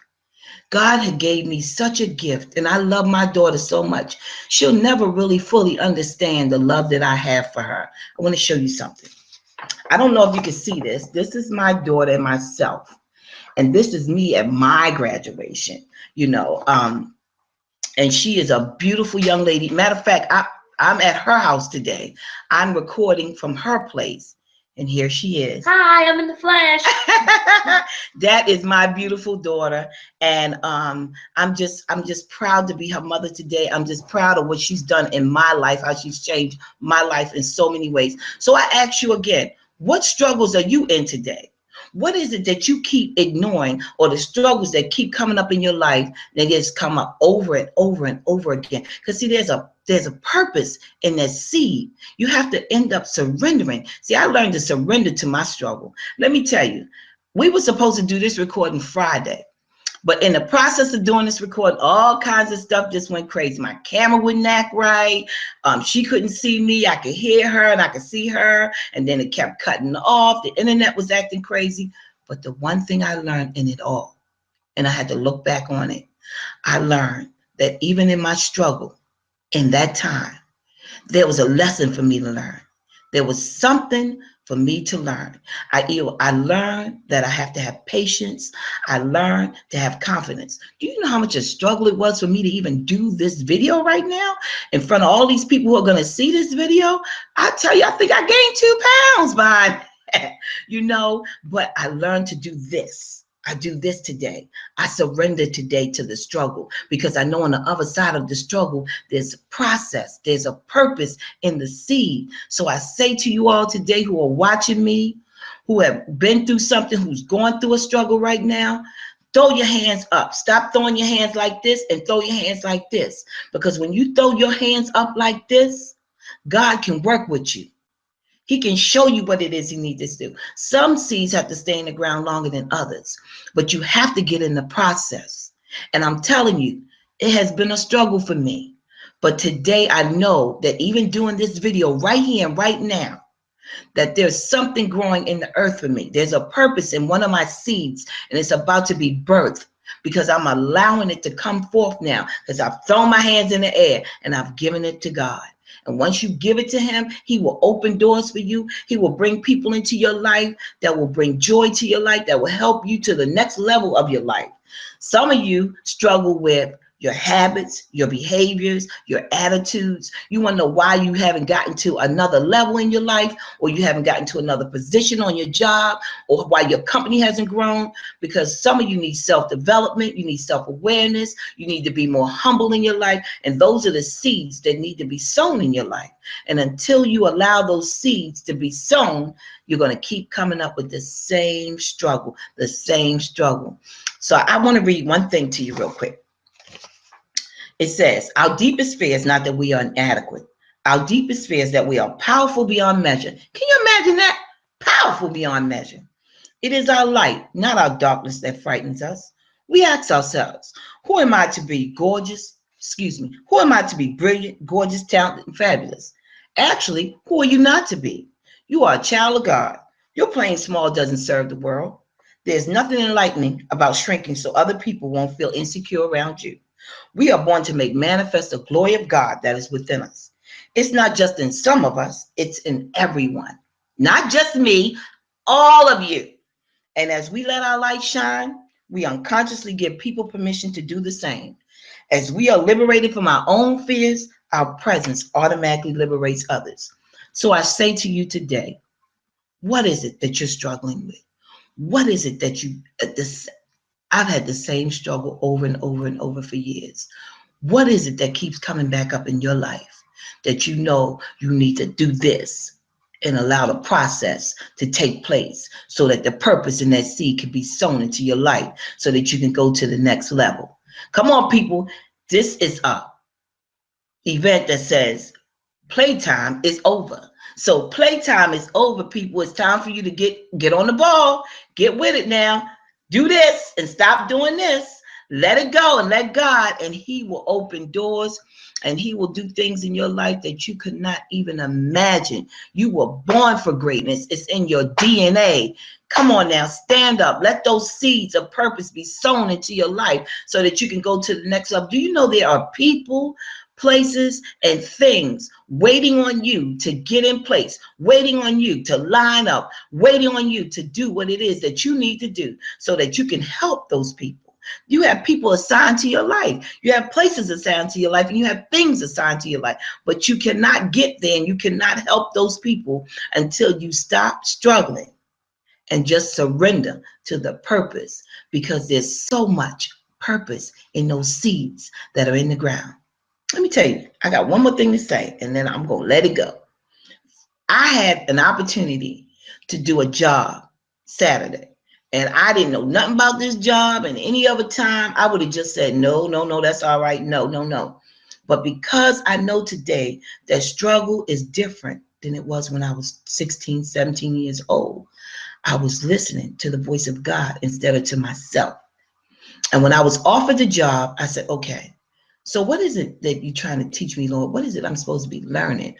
What's going on? Let me accept it. So at that moment, I was struggling with it, but I threw my hands up, y'all. And when I threw my hands up, everything just fell in order. I went down on that job. I didn't know nothing about it, but I was able to do it. And you know what I learned? I learned in the process, the purpose of the seed that was being sown in my life at that time was confidence and reassurance in myself, because that's something I never had.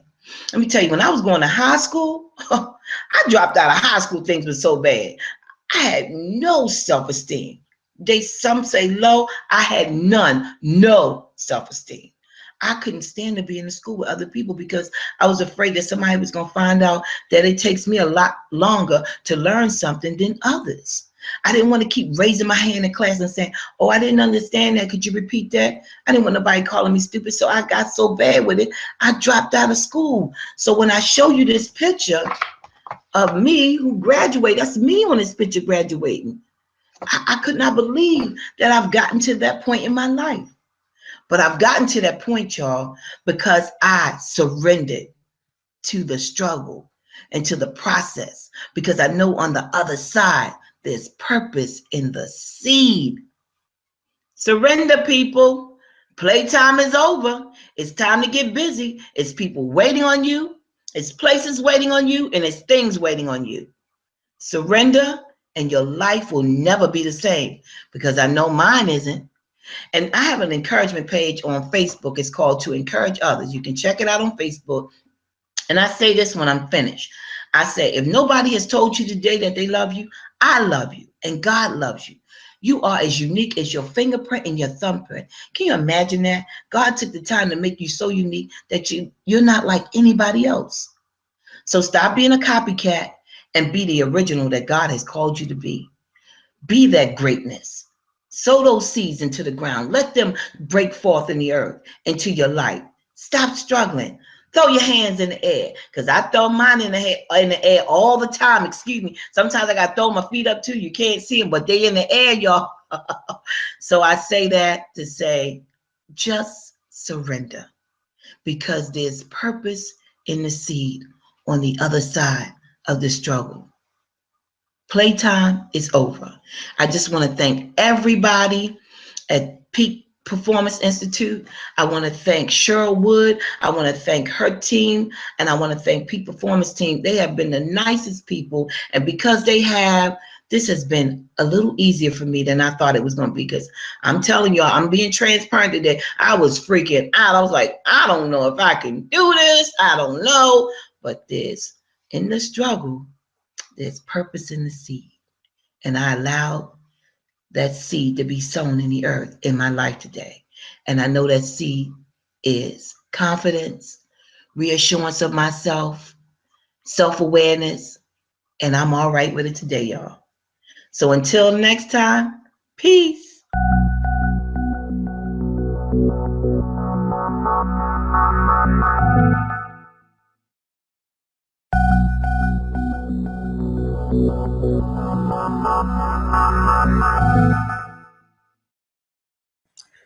Your purpose is hidden in the rock. Your purpose is hidden in the rock. Your purpose is hidden in the rock. What rock am I talking about? This rock. Your purpose is hidden in the rock. See, you are destined to become a diamond.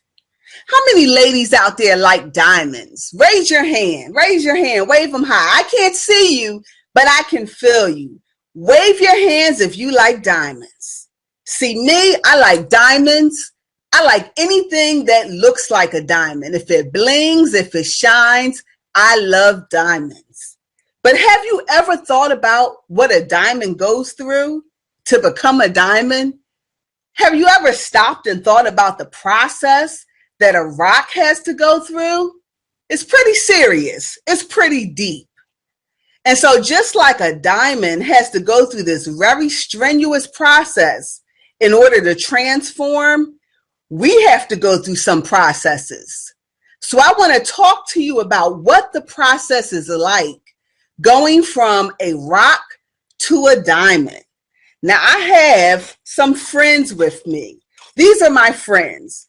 These friends are called igneous rocks. See, I'm a teacher to the day I die. So I'm always going to pull out props and tricks out of my bag because I want to illustrate to you the importance of showing you a transformation.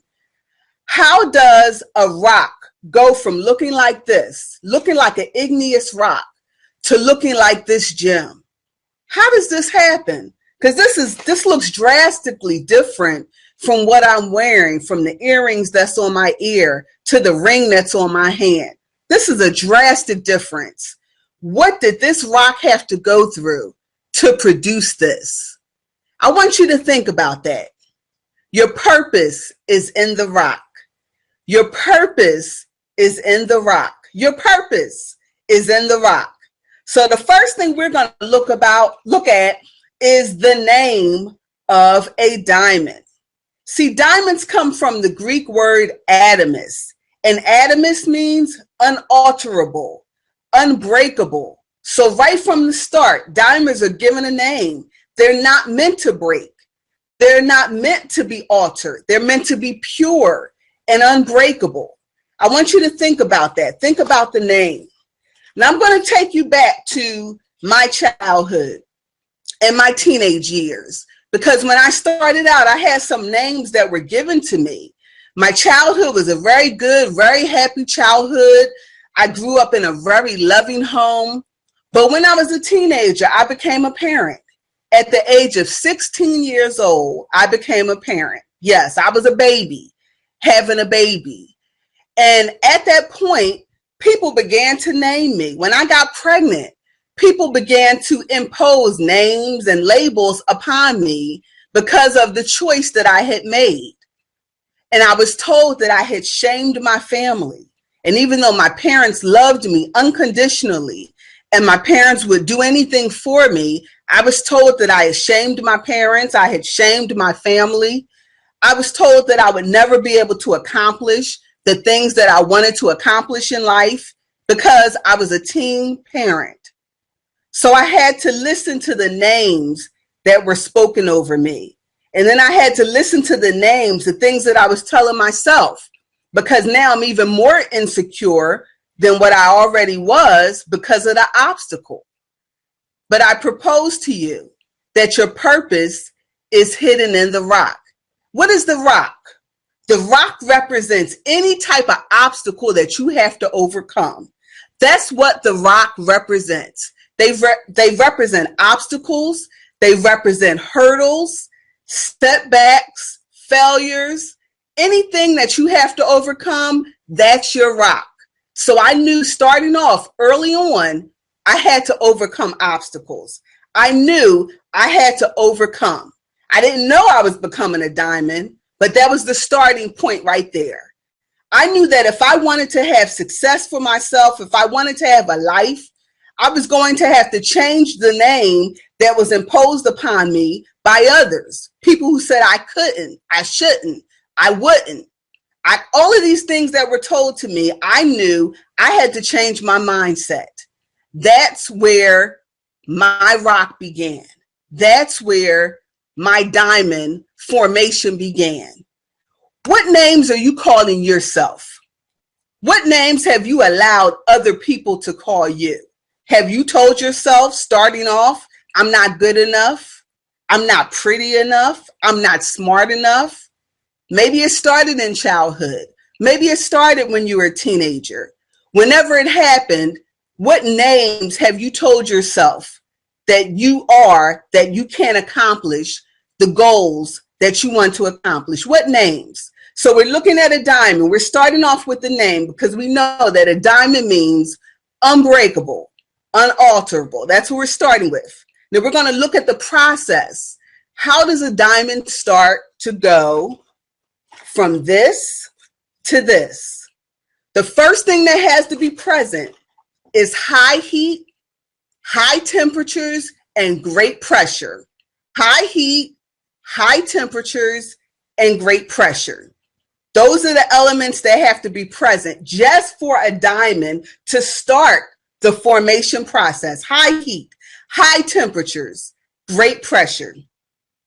So I told you that I started off in high school, and even though I was smart and even though I had done well in school, because I'm a teen parent now, I have labels that are imposed upon me. I have obstacles that I now have to overcome. And I remember the pain that I felt, that even though my parents loved me, even though they were there for me, I felt like I let so many people down. I felt like I had this obstacle to overcome. And then on top of that, I remember the pain of my school asking me to leave and go to another school. They said, you know what, there's a school that's better suited. It's for teen parents. And I understand the role that those schools play. And I understand that there are good schools. But I knew that my purpose was to stay in the school where I was. I knew that I was smart enough and good enough that I was able to stay where I was and to excel where I was. So that was my starting point.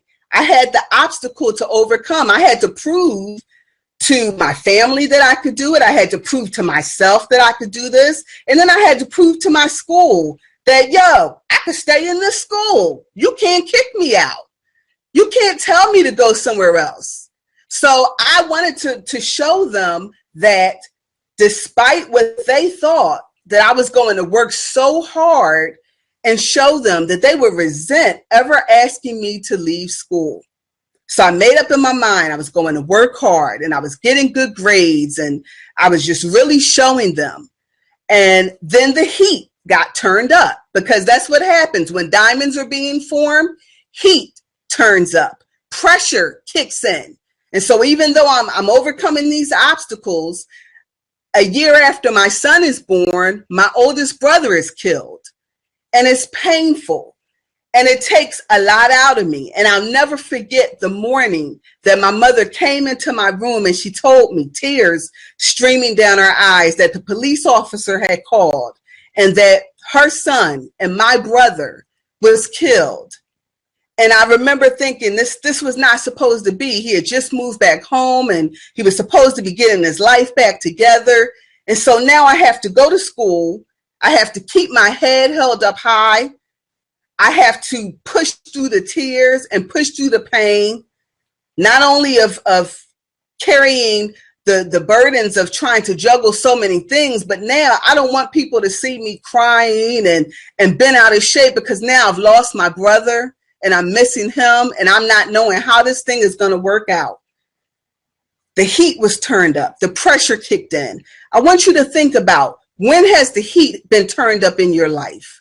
When has the pressure been kicked in and you thought that it was meant to take you out? You thought that the heat and the pressure was meant to destroy you, but it was really meant to build you. You thought that the heat and the pressure was meant to break you, but it was meant to make you. Think about those events in your life, because this is where some people get stuck. When the heat gets turned up, when the pressure kicks in, whatever the situation is in your life, this is where people get stuck. And see, this is all a part of the process of becoming a diamond, because your purpose is hidden in the rock. So in order to go from a rock to a diamond, you got to have pressure. See, we all come to this earth with God-given gifts and talents. We're all endowed with that. But our talents and our gifts are only going to take us but so far. There's some experiences that we have to go through in order to get refined, in order to get matured. Everyone must go through them. What I go through may not be what you go through, but it's all a part of the process of making you that beautiful diamond that you are. So we know diamonds, the name means unalterable. We know that it means unbreakable. We also know that diamonds need high heat and they need great pressure to be formed. Your purpose is hidden in the rock. I want you to say it with me. My purpose is hidden in the rock. My purpose is hidden in the rock. My purpose is hidden in the rock. So now I've graduated from high school. I've shown everyone I can do this. I've graduated from high school. Not only did I graduate, I was blessed. I earned a scholarship to college. I had a 4-year scholarship to LaSalle University, went to their business administration school, and I graduated from college with a degree in business and accounting. So I showed them I can do this. I can overcome these obstacles. I can do this. But then sometimes there are other events in your life that bring more pressure, more heat. So if we look at a diamond, how a diamond is formed, it needs heat, it needs pressure. But the next step, a diamond has to go from the Earth's mantle, which is way in the core of the Earth, to the Earth's surface. How do these rocks go from the center of the Earth to the Earth's surface? I'm glad you asked. In order for this to make it to the surface where we can touch it and put our hands on it, it must get there through a volcanic eruption. Yes, I said it. Volcanoes, volcanic eruption. So this has to be carried to the Earth's surface by way of a volcanic eruption. So I know you're thinking, I know you know where I'm going with this. You need heat, you need pressure, but there are some things in your life that are meant to rock you to your core. It's meant to be life altering.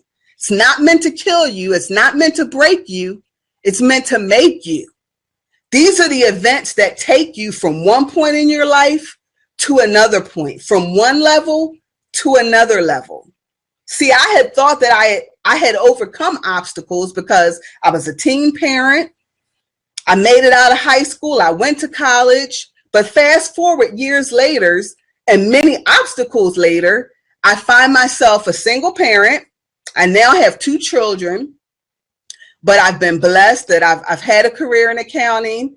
And after my second child was born, my priorities began to change. My motives began to change. And if there are any parents out there in the audience, you know parenthood changes you.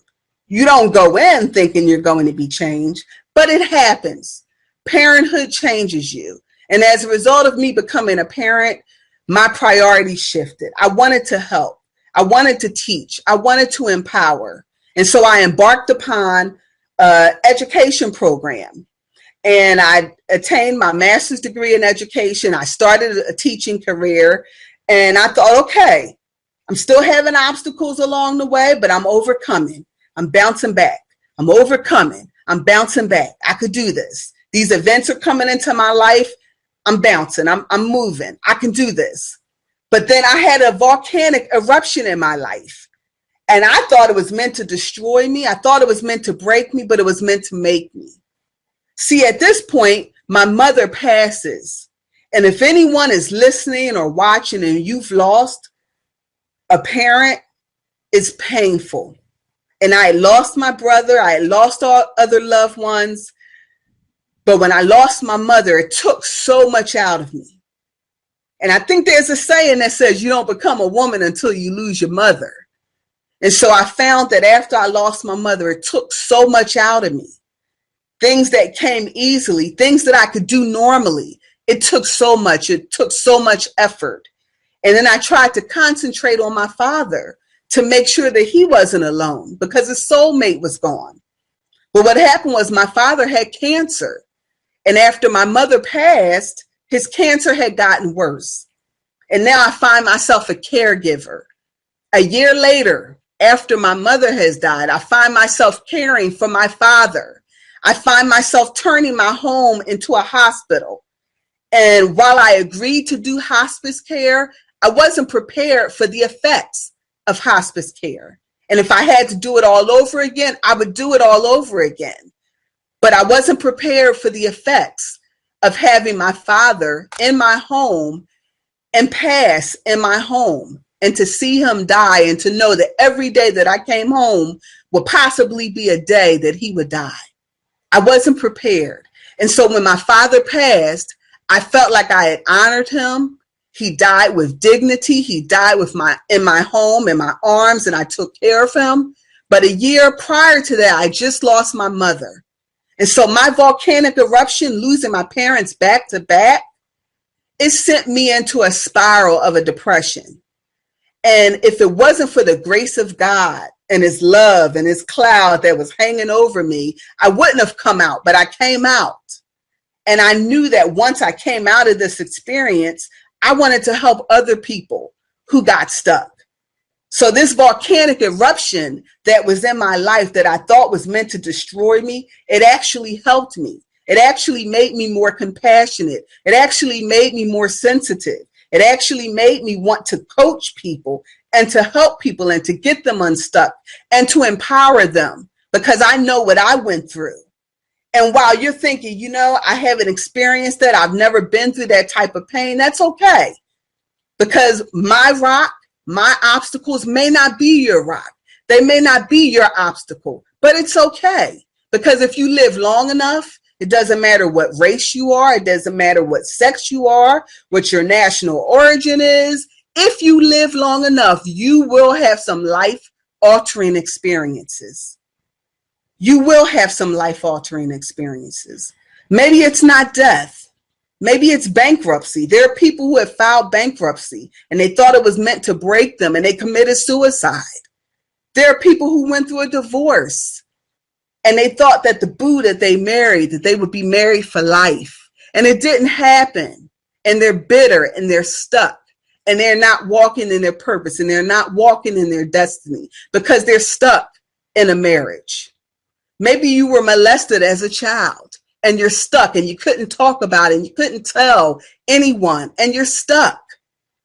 So I'm speaking to the person who's a teen parent and they don't know how they're going to reach their potential. And I'm speaking to CEOs of companies who you're not reaching your full potential because you're stuck in a certain area, because volcanic eruptions are meant to take you to the next level, not keep you stuck. But some of us get stuck there. So I want you to ask yourself, what volcanic eruptions have come into my life that I thought were meant to destroy me, that I thought were meant to take me out of here, when really they were meant to take me to the next level? Really, they were meant to catapult me into my destiny, but I thought they were going to take me out of here. So it doesn't matter what your profession is. It doesn't matter what your income status. Life happens. Life happens. And it happens to everyone. And the purpose is to get you from here to here to here. Because see, your purpose is wrapped up in here. Your purpose is attached to your rock. And the purpose is to go through the process, to use your obstacles, turn them into opportunities. That's your purpose, not to get stuck. In fact, I'm a huge fan of Tyler Perry. And in case anyone doesn't know who Tyler Perry is, he is an actor. He's a playwright. He's a TV producer. He's a movie producer. But he wasn't always that. Once upon a time, he started out as someone who could barely keep a job.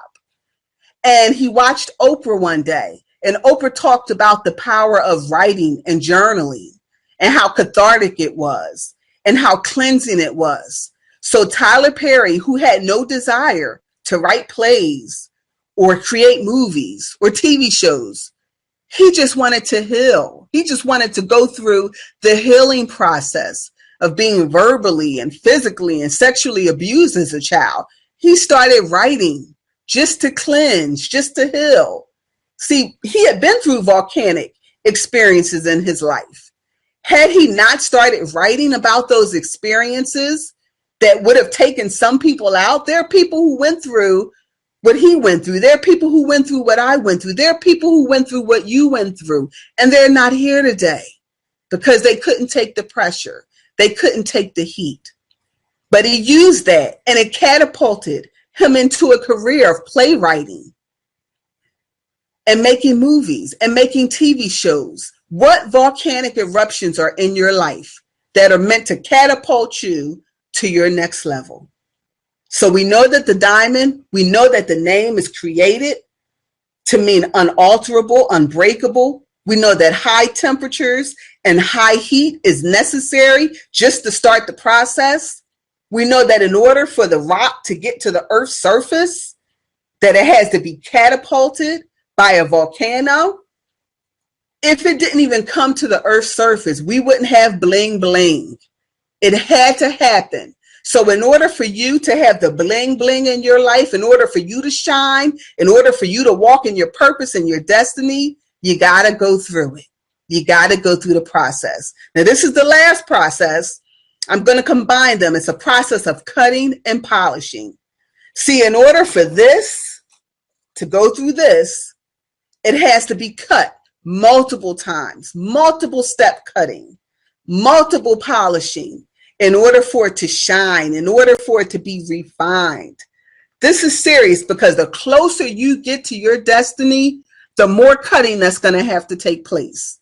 And I think you know where I'm going with this. Sometimes they're people, sometimes they're relationships, it may be habits, mindsets. These are the things that you have to cut. And it doesn't happen overnight. It's a process, but you're going to have to start cutting away things the closer you get to your destiny, because you've already reached the surface. You're already there. You just need to be polished. You just need to be cut. You just need to be shaped, but you're there. You have the gifts. You have the talent. You have the experiences, good and bad, but you need to be molded and shaped and shined. Who do you need to cut out of your life? Because there are people I had to cut. What relationships do you need to cut out of your life in order for you to go to your destiny? You may be in a relationship with someone that you know is not tied to your destiny, but you're afraid to cut them because you're afraid to be alone. It might be a romantic relationship. It may be a platonic relationship. It might be your girlfriends or your guy friends from around the way. You grew up with them. You went to elementary and middle and high school, but they're not tied to your destiny. In fact, some of them are even jealous of you. So when you talk about going to the next level, they make fun of you. They try to pull you back. They don't want you to go to that next level because it's uncomfortable for them. Who do you need to cut? Who do you need to cut? What habits do you need to cut? See, it was necessary for me to start making changes in my food diet. Now, I'm not telling you have to become a vegetarian, but a year ago, I made that decision to become a vegetarian because I knew that there were some habits, there were some things that I need to cut, and I'm still a work in progress. But what habits do you need to cut? What mindsets do you need to change? What things do you need to start telling yourself that you haven't been telling yourself? The cutting process, the polishing process, very necessary in order for you to become that diamond that you're designed to be. God created us all to be diamonds. He created us all to shine. But a lot of times we get stuck, we get trapped in the rock. And that's not where we're supposed to be. That's only supposed to be a temporary shell to hold us until we're launched into our destiny. But so many of us get stuck there because it's comfortable, because of fear. And I'm guilty. I've been guilty of fear. I've been guilty of worrying. Everything I'm telling to you, I've been guilty at some point. But at some point, if you know that you want to reach your destiny because you're created to be a diamond, if you want to reach that destiny, if you want to walk in your divine purpose that you were created for, you're going to have to go through the process in order to become that diamond that you were created to be. You're going to have to do it. So I think I've told you everything about the process of a diamond. I want to give you a couple of steps that you can start doing immediately to start that process. So I'm going to tell you an acronym called ASK.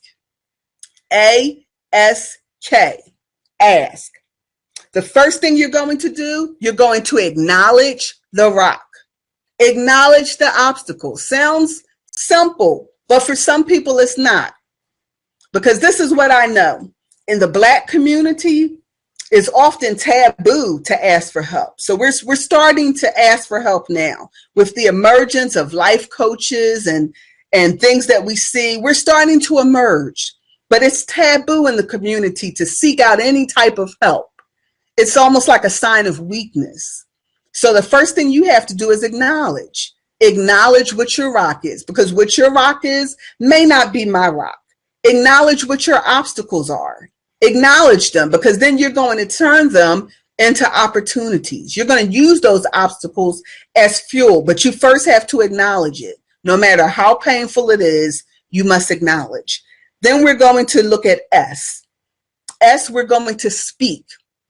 We're only going to speak what we want to happen in our lives. This is a hard one because there's so much negativity, between the negativity that people impose upon us, the negativity we see on the TV, our fears and insecurities telling us we're not good enough, we can't do this for whatever reason. I remember people always saying what I couldn't do, even as an adult, as just a single parent. Anytime I wanted to do something, I had someone telling me I couldn't do it because I was a single parent. Simple things. I remember when I first wanted to move out of my parents' home, I was told, oh, you a single parent. That's going to be difficult. Don't do it. When I wanted to buy a house, don't do it. Every time I wanted to embark upon something, I was told not to do it because it would be difficult. So we're going to speak those things that we want to happen, even if we don't see how it's going to happen. Because as things line up, you're putting this out into the universe. So if you're created to do something, if it's your destiny, it's your purpose, it's going to happen when the time is right. So we're going to speak those things that we want to happen. And then K, you're going to know your value. This is important. Know your value. See, the players in the diamond industry, they know how valuable the diamond industry is. It's a multi-billion-dollar industry. So they're willing to do what it takes. They don't care how long the process is, that it's not that many mines. There aren't that many places that are actually doing this process. It's lengthy and it's tedious, but the players in this industry are willing to go through it because they know how valuable the diamond industry is. That's the type of value I want you to place on yourself. You are $1 million billion-dollar industry. I am $1 million billion-dollar industry. So we're going to start changing our mindset and placing value and knowing our value, that we are the industry. Whatever your industry, whatever you are, whatever you do, your value is worth so much. We can't put a price tag on it. And that's going to change how you view your purpose, how you view your destiny, by knowing you can't settle for anything. You're like a diamond. You can't settle for anything. So I want you to get started with those three letters, ASK. Acknowledge the rock, speak what you want to happen, and know your worth. I'm so grateful that you guys tuned in to hear me. You could be doing so many other things. And because you stayed and you hung in there, I want to offer you a free gift.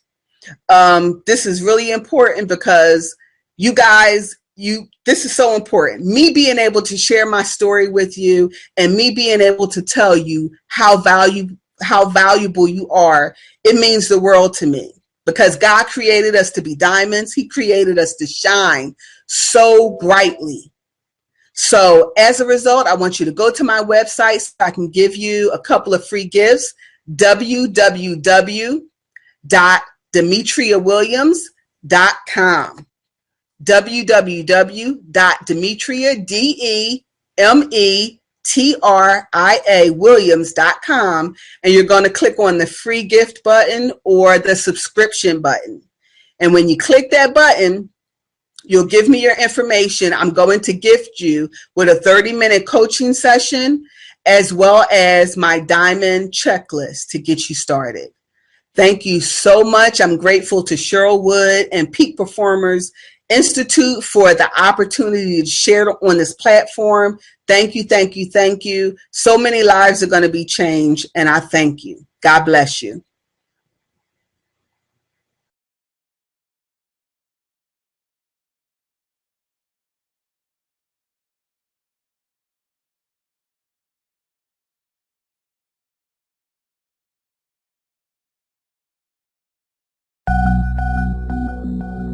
Is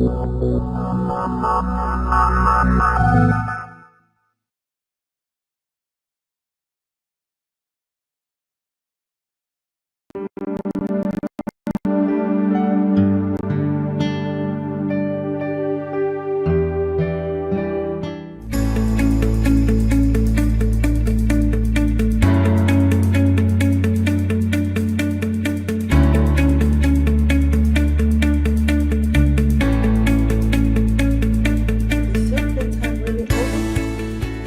Your level of resilience and perseverance will determine if your playtime is really over. My name is Jen Enke with Jen Enke Consulting, and I'm very excited to be part of this women's conference. Getting to where I am today with establishing my own assisted living business, helping other people set their own assisted living business, writing my book, my first book, and having enough time to raise my 4 kids hasn't been an easy journey. Years ago, I left my family, my career, my country, sold everything I had to come to the United States for a better life. Before I came here, I had big dreams, but after I arrived here, I was like, what did I get myself into? Nothing I was trying was working. I wanted to do something that would allow me time to take care of my kids. So I did all the flea markets, the yard sale, the imports, the exports. Most of them failed. And at some point, I gave up.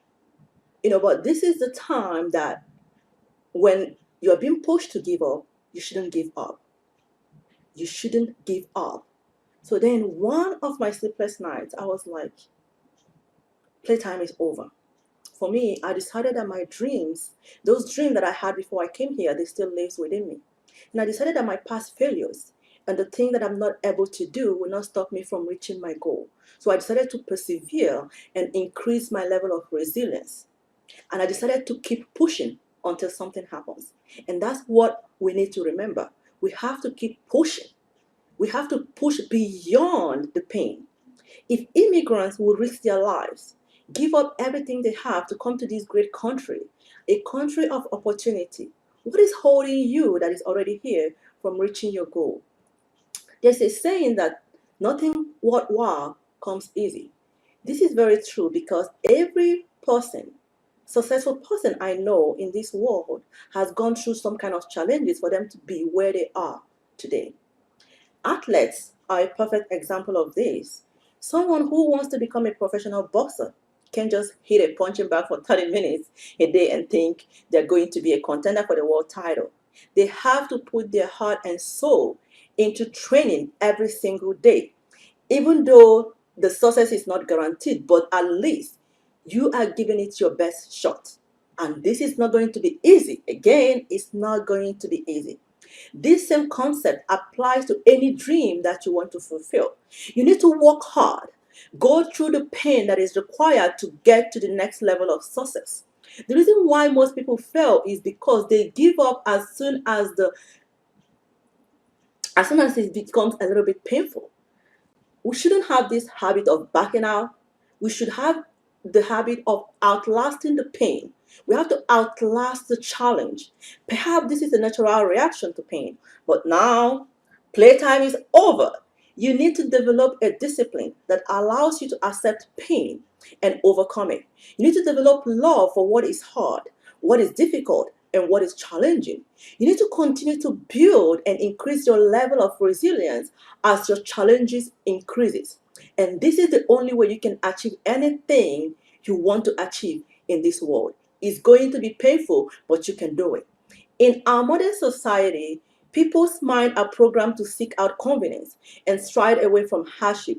But unfortunately, if you have this kind of mentality, you're not going to achieve any success in life. You're going to keep trying, looking for the easy way. But the thing is, there's no easy way. There's only the hard way. And it's only the people that are ready to go through the hard way can actually push through. So what you need to understand is that the world does not owe you anything.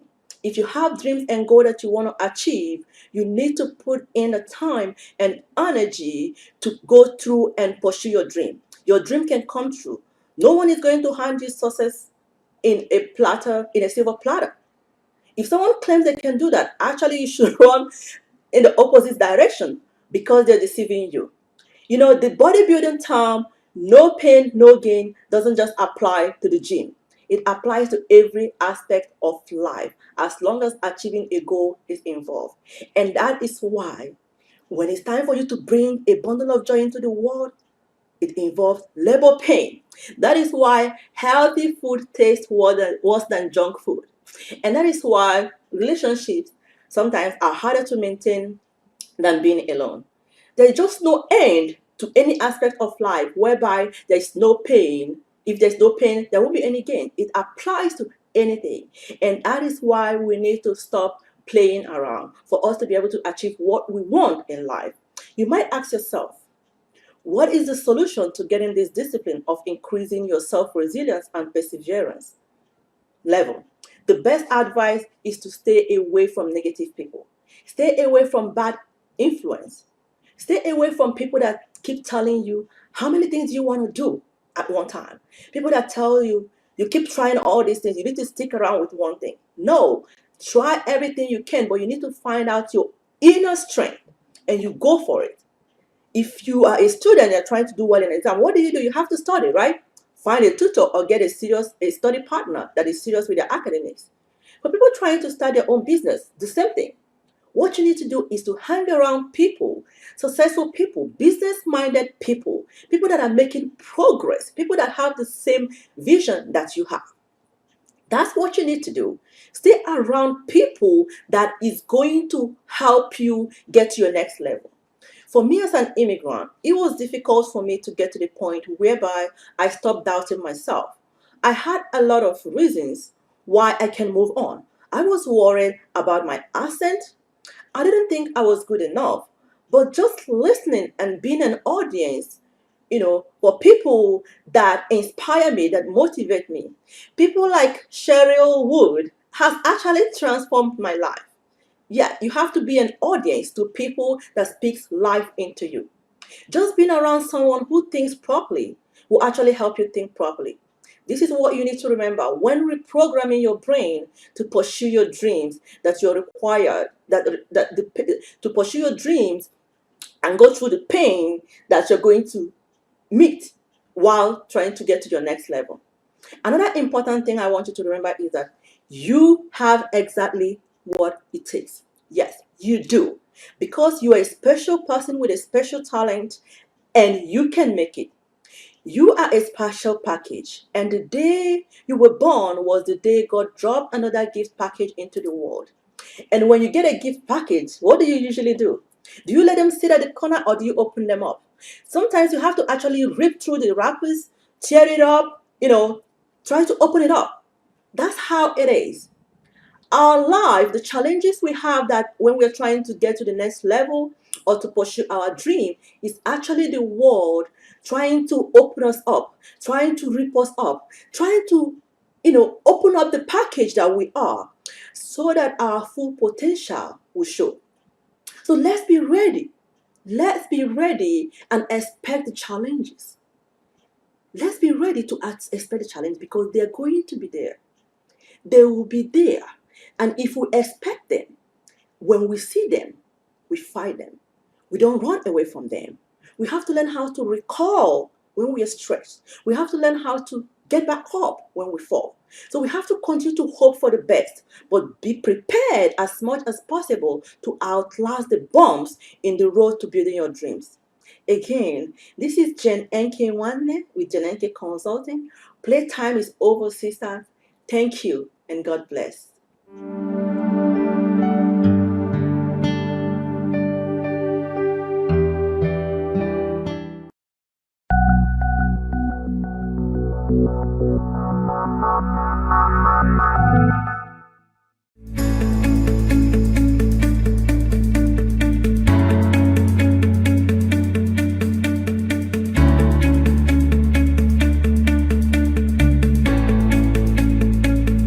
When will you believe that you're good enough? When will you believe that you have everything inside of you to be exactly who you desire to be?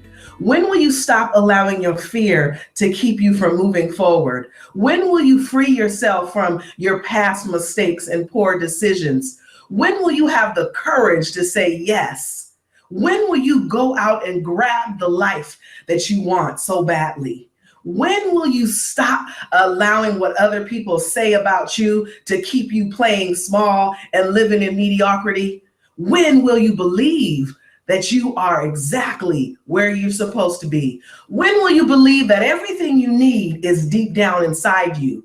When will you show up and be your best you? When will you break free to be the you that you were created to be? For so many years, I was bound by what other people thought about me, by the limitations that I put on myself, by negative thinking, by disabling beliefs that said that I wasn't good enough, that I would never have a platform to speak my truth, that no one ever wanted to hear my truth. But you know what? I made a decision to break free, to be me. To be the me that I was created to be the powerful woman that had a message to share to the world, to be the me that would be on platforms all over the world to say to women, you can do it. It doesn't matter what you've done. It doesn't matter your education. It doesn't matter what everybody has said that you were. All it matters is that you believe. So there was a time where I had to say, Kathy, I believe in me. And that's how I started to break free to be me. I'm so excited to share with you 3 strategies to break free, to be the you that you were created to be. You're much more than you are right now. I can guarantee you that there's power in you, that there's something in you that you have to tell the world that nobody else can share. So I want to share with you the first strategy, which is to believe. There's so much power in just believing. We can think it, we can dream it, we could visualize it all we want. But if we don't believe it, it never moves from our mind to our heart. And we know that out of our heart flows the issues of life. And what we believe comes out of what we have in our heart. And so what we say to ourselves and what we believe about ourselves is what shows up. So if I believe that I'm the best that I can be, that shows up when I enter the room. So I want you to believe that you can be the speaker, that you can be the author, that you can be whatever it is that you dreamed and imagined of, that all it takes is one belief. You have to believe that you're more than what you are now. You have to believe that something better is possible. I had to believe that there was more to life than just going to work and coming home and starting all over again, paying bills.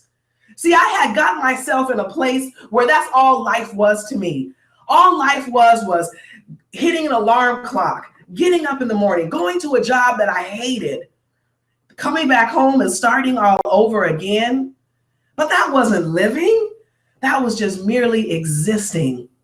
But there was a belief deep down inside of me, all through the negative junk and the thoughts I had believed about myself, what people had said about myself. There was still that small belief of that little girl that wanted to speak, that little girl that wanted to be a life coach, that little girl that wanted to share with the world that no matter where you came from, no matter how poor you grew up from, no matter what your background was, no matter what your mother and father did to you as a child, you still could be great. I still have that belief. So I believed in me. There's an awesome saying that I love, and it says, find someone that you believe in who believes in you that you can believe in until you can believe in you. Well, I found those people, and I surrounded myself by those people who believed in me, who I believed in, because I couldn't always believe in me, but it was their belief in me that blossomed that little girl's belief that I could be more than just going to work 9 to 5 and being stressed out after work and coming home and going to sleep and waking back up and going to this job that wasn't fulfilling me and that wasn't satisfying that deep urge to do more. But I had to believe. And it was that belief that helped me execute my vision. It was that belief that helped me execute my dream to be more than just a 9 to 5 girl. See, I wanted to go around the world and tell people and motivate and inspire women to be their best. I wanted to tell them that no matter what your circumstances are, there's still hope. That no matter where you came from and wherever you find yourself today, that tomorrow is a bright future for you. Because that's what kept me going. In the midst of my depression, in the midst of my unsatisfaction, in the midst of my searching and searching, I still had hope. I had hope that no matter what it looked like now, no matter what it felt like now, that there was more out there for me. And I'm here to tell you that there is more out there for you.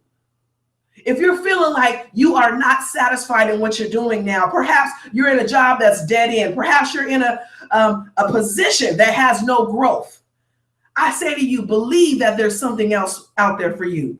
Believe that you're worth it. Believe that you deserve it. Because for so long, I believed that I wasn't worth it, that I didn't deserve it, that was someone else's thing, that it would never be mine. But when I began to grasp hold of that little belief that girl had inside of me, I began to see what was possible for me. And I began to break free to be me. And I want you to break free to be you. So you got to believe. We believe in so many things today, but do we believe in ourselves? Do we believe in ourselves? Do we believe that we're worth it? Do we believe that where we are now is just preparing us for where we're going? All the heartaches, all the bumps in the road, all the wiggly lines that we have to follow to get to where we are now. Oh, wow. All of that is going to be used in our next season. I have to believe that. I have to believe that the heartache that I've suffered isn't going to be in vain. That I'm going to be able to help somebody on their journey to wholeness from their heartbreak. So you got to believe. All right. So strategy number 2 is you have to make a decision. So yes, we can believe and we can be so excited about that little belief that's in us that we're going to be more, that we're going to be great, that we're going to be speakers, that we're going to be authors, that we're going to change the world. But we got to make a decision. And in that decision, we have to say, I'm going to do it. I'm going to take it one step further from my belief to actually do something about it. Well, let me tell you something. December 19, 2014, I made a decision to walk away from a 20-year career. I was making $100,000 a year. I had reached the pinnacle of success for most people. And for many years, that job worked for me. I was able to buy a home and cars and provide for my family. I was able to travel and do all the things I loved. I had great benefits. So I'm not knocking the job. It just at the time had outgrew me. I was no longer wanting to work for somebody else. I was no longer wanting to enforce rules that I didn't believe in. I was no longer wanting to put on a mask and be what they paid me to be. I wanted to be Kathy. I wanted to be my authentic self. I wanted to show up like me. I was tired of putting on a mask and becoming the manager, someone else. So I made a decision that I was going to leave that 20-year job and I was going to pursue my passion of speaking and writing and coaching and teaching. And I did exactly that. And it took me to make that decision in writing. When I wrote down, I told everybody I was going to do it, but that wasn't enough. I had to follow through, right? So I wrote my resignation letter and I turned it in, and oh my goodness, how free I was when I wrote that letter. No one could understand how I would leave a job making $100,000 a year. They thought I was crazy. They thought, what are you going to do? How are you going to make money? Where are you going to get benefits from? But I believed in me. I believed in who I was. I believed in what I was equipped to do. I believed in a calling that was greater than myself. And I made a decision. You got to make a decision to break free, to be you. See, often we're in a mold of what someone else wants us to be, what someone else has told us we should be. We're living in the limitations of a cage that keeps us just going from here to there to here to there. But I knew where I wanted to go was over there. So it took me to make a decision to open that door of that cage and to walk out. So I walked out of that cage into a big, huge field of opportunity. And now I can tell you that it's almost been a year and I am loving every minute of it. Have I had some struggles? Have I had some ups and downs? Yes. But remember what I told you, I was prepared for it. You're prepared for it. Maybe you don't want to walk off your job, but maybe what you want to do is apply for another position where you feel like your strengths and passions can be utilized. See, I have felt like I wasn't being me. I wasn't able to encourage. I wasn't able to equip. I wasn't able to empower. So I had to find a place that I can do all those things because I wanted to be free to be me, not them, not what the position title told me I had to be, but I wanted to be Kathy. I wanted to be free to be me. And so I made the decision, no more. And so I started creating this life that I love. I started creating a life where I can wake up when my body says to wake up. No longer am I bound to an alarm clock to wake up every morning at the same time. Hey, if I want to wake up at 8 a.m., I wake up at 8. If I want to wake up at 10, I wake up at 10. If I want to stay in the bed all day, guess what? That's what I do. Because I'm creating a life that I love. That's my life. That I'm free to express myself the way I want to express myself. So make the decision. Make the decision and then begin to execute your decision by starting to say, maybe it's classes you need to take. Maybe it's, I have to go take some classes to become a life coach. I have to do a lot of training to learn how to speak, to learn how to write, to learn how to market, to learn how to run a business. I've never done this before, but when I made that decision, I had to then execute. And I had to do stuff that I never thought I would ever have to do. But in that, I'm living a life that I love. I'm living a life that I love to wake up to. I'm living a life that energizes me about the possibilities of who I'm going to touch, whose life am I going to have the ability to pour into that they may become who they were created to be. So not only do you have to believe, but secondly, you have to make the decision. You got to make the decision and then you got to execute it. So go past just talking about it, dreaming about it, thinking about it. Make the decision today. Go back to school. Whatever it is that the decision has to make. Get a mentor, right? Intern somewhere. Follow somebody that does exactly what you want to do. You got to make a decision today so that you can break free to be who you were created to be. Okay. And number 3, our third and last strategy is we have to be intentional. Intentional. So it doesn't happen by mistake. It doesn't happen by accident. Yes, I believe in the Most High God, but he's just not going to throw it at me all the time. I got to do something, right? So part of our believing and part of our then going out and making the decision is being intentional. So I have to be at the right place at the right time, right? And so I have to network. I have to get out there and tell, what, I got to walk this thing out. So if I call myself a speaker and I call myself a writer and I call myself a teacher, guess what I have to do? I have to speak, write, and teach. I have to be intentional about who I am. See, if I believe it, then I have to show it so that other people can believe it. So I can't say that I'm a coach one day and then when there's opportunities for me to get clients to coach, I'm like, oh no, I don't want to do that. No, I have to coach.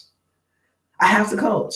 And guess what? Because I'm living this life, this isn't something that I do just 9 to 5. Everywhere I show up, people get to see the speaker, the coach, the author, and the writer.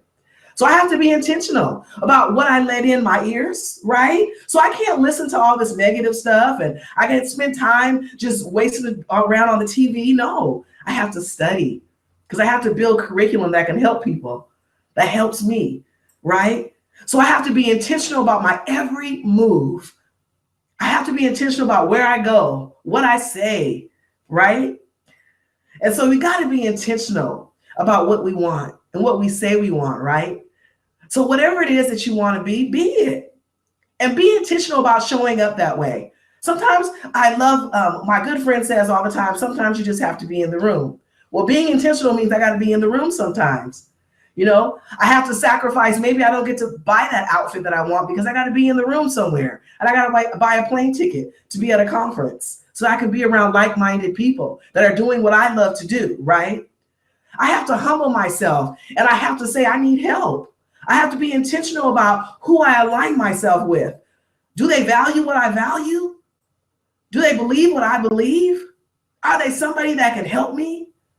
I have to be intentional each day. And each day I go to bed, this is what I do. I go to bed thinking about 5 things that I want to do the next morning. So I wake up and I do those 5 things intentionally. I do 3 things that will help further my business along, and I do 2 things that are personal to me. So every day I'm intentional. Nothing's by accident. Well, things happen by accident, but I believe there's no coincidences. However, I am being intentional in creating a life that's free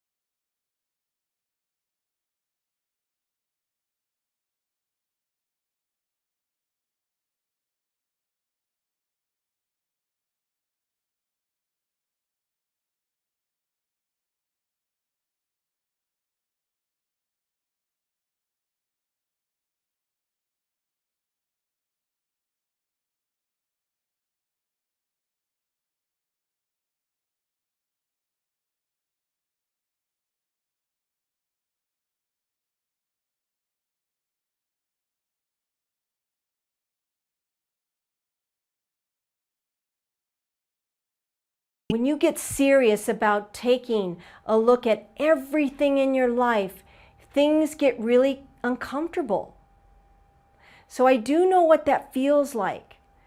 But uncomfortable means that we are ready to birth in us something even better than what we currently have. Now I ask you, are you fully awake to what is happening in your life? When we all begin to see ourselves in a different light, to embrace our own truth and our own beautiful light, our light sends ripples throughout the world. It's time for all of us collectively to have a sense of urgency right now, not later, right now. Say yes to yourself and take one action step that will get you farther along than where you are today. We aren't promised tomorrow, so don't leave anything on the table left undone. Do it now. Your services, your products, your gifts, and what you have to offer are necessary and needed. It's a must in this world. It's not an option. Step up and out so that people know who you are and what you stand for so that they can receive your gifts that you have to offer. Think about it like this. What if you took the time to buy a gift for a friend and you never gave it to her? You never let her unwrap the gift you bought her. Don't deprive others of your gift.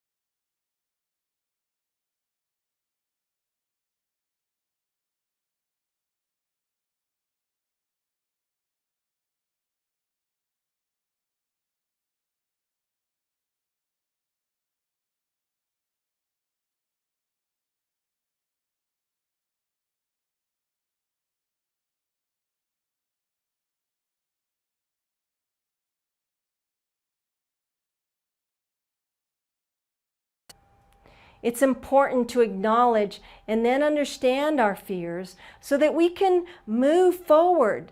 The same thing goes for being able to see our blind spots, our self-limiting beliefs, areas of resistance, how we compensate, how we compromise in certain situations. when we feel that we have to defend ourselves.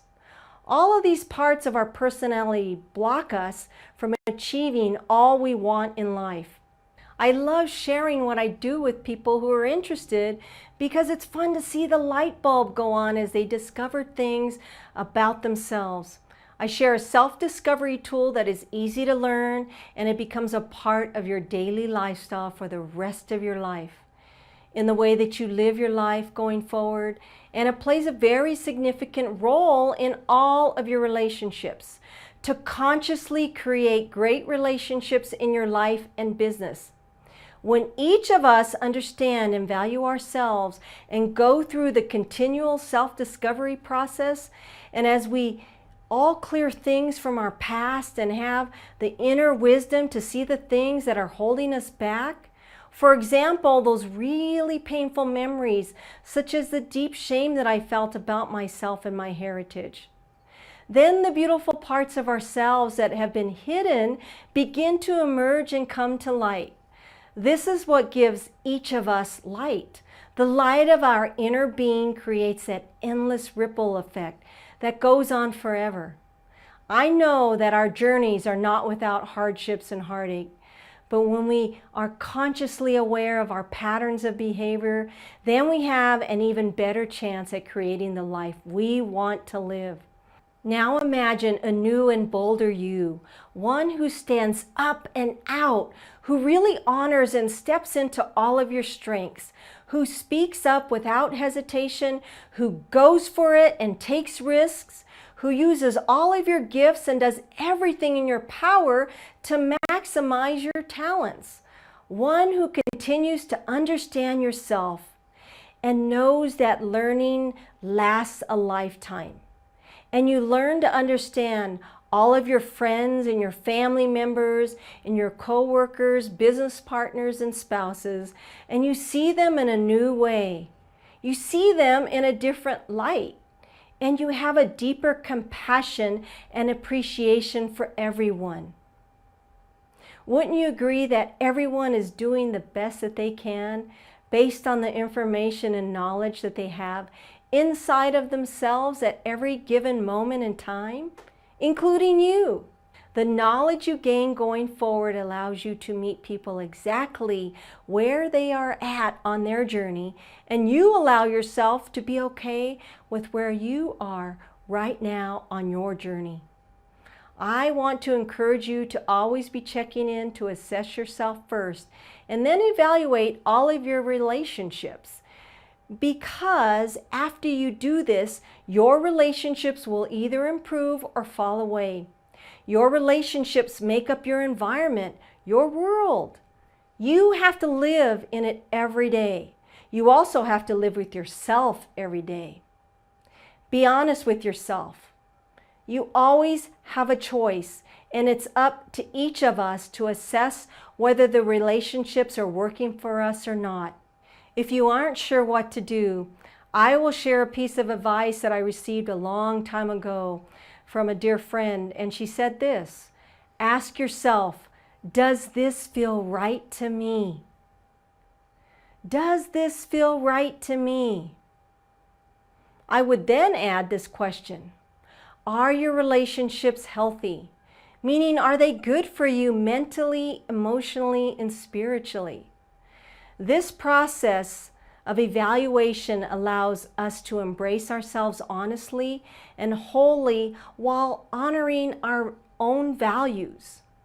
I'm certain you will see shifts in your life if you put all of these intangibles into play that I'm sharing with you today. Be ready and say yes when the time comes. Your life and your business will be successful. One, when you have control over the steering wheel of the bus you are riding in. You are in control of the bus. And if you aren't, I encourage you to begin making some changes. 2, when you are present and aware of what is going on around you at all times. 3, when you take an inside-out approach to the way you live your life and the way you do business by always looking within yourself first. 4, when you make a 100% commitment to fully invest in yourself and your business. 5, when you say yes to opportunities that come your way.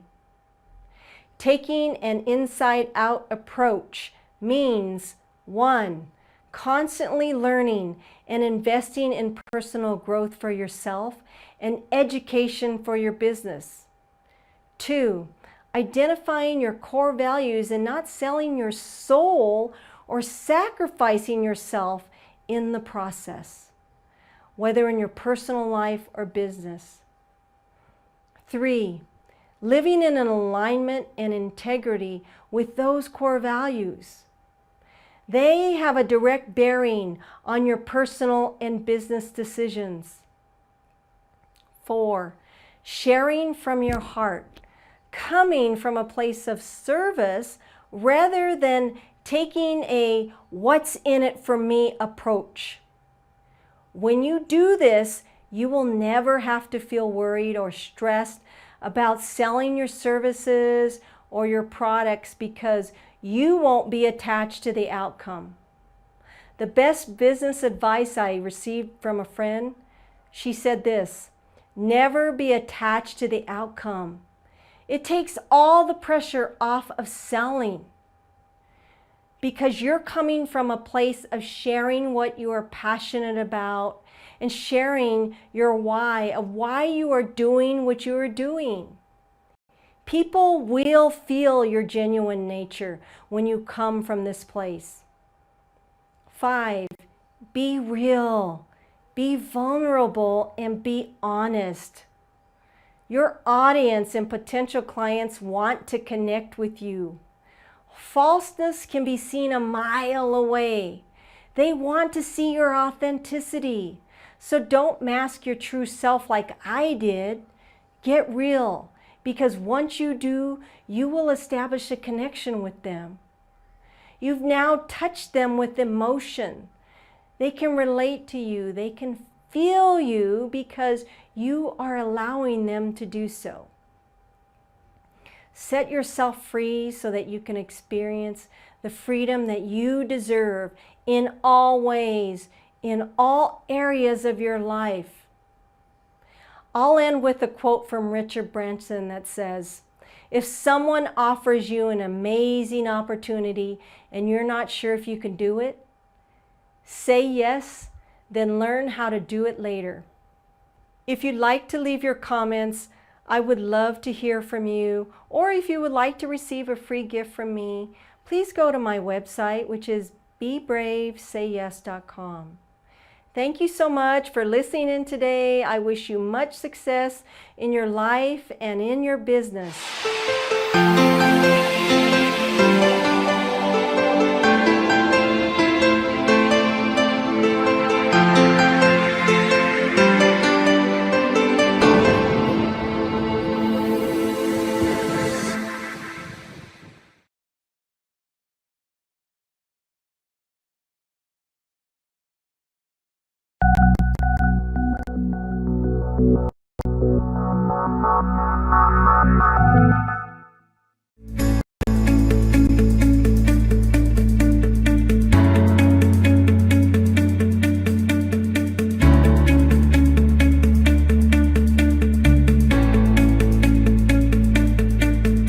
Our deepest wishes are whispers of our authentic selves. We must learn to respect them. We must learn to listen. Sarah Bunbronnet.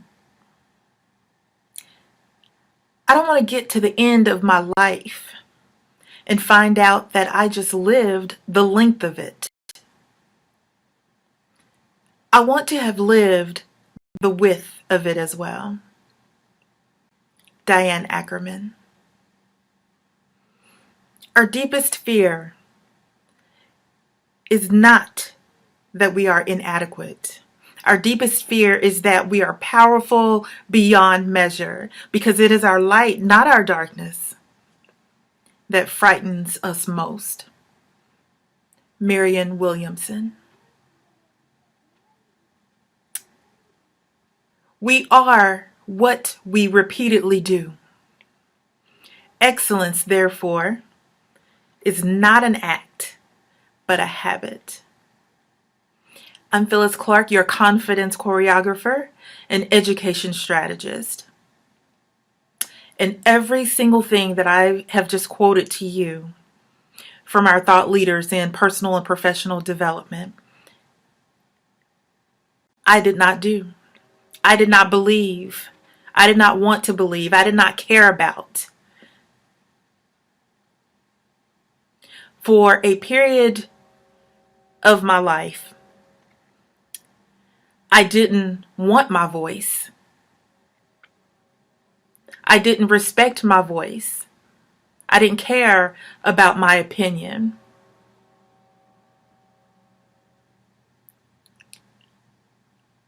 I was eager to say yes, or to say no, or to nod my head up and down, or left and right. See, I did not matter to myself. I had become dull in my thinking. I had become dull in my living. I had become dull in parenthood. I had become dull in my relationship with my spouse. I had become dull in the workplace. And one day, my supervisor turned and said to me, "You need to do more for yourself. You need to think more about yourself and not just this institution. I want you to think more about you. I want you to get creative with the things that you do for yourself so that you can become more, so that you can do more, so that you can help more." I walked out of her office that day with a negative rating in personal and professional development, and I said I would never ever let that happen again. Welcome to the Sharpen Your Edge zone. It is a zone in which I strive to live each and every day, even though it may not be perfect. It is. It is something that I am banking on. It is something that I am striving to do and to be. It is a way in which I'm wanting to live and to think and to breathe and to help other women understand that you too, you don't have to think about lack. You can think of abundance. You don't have to think about being weak.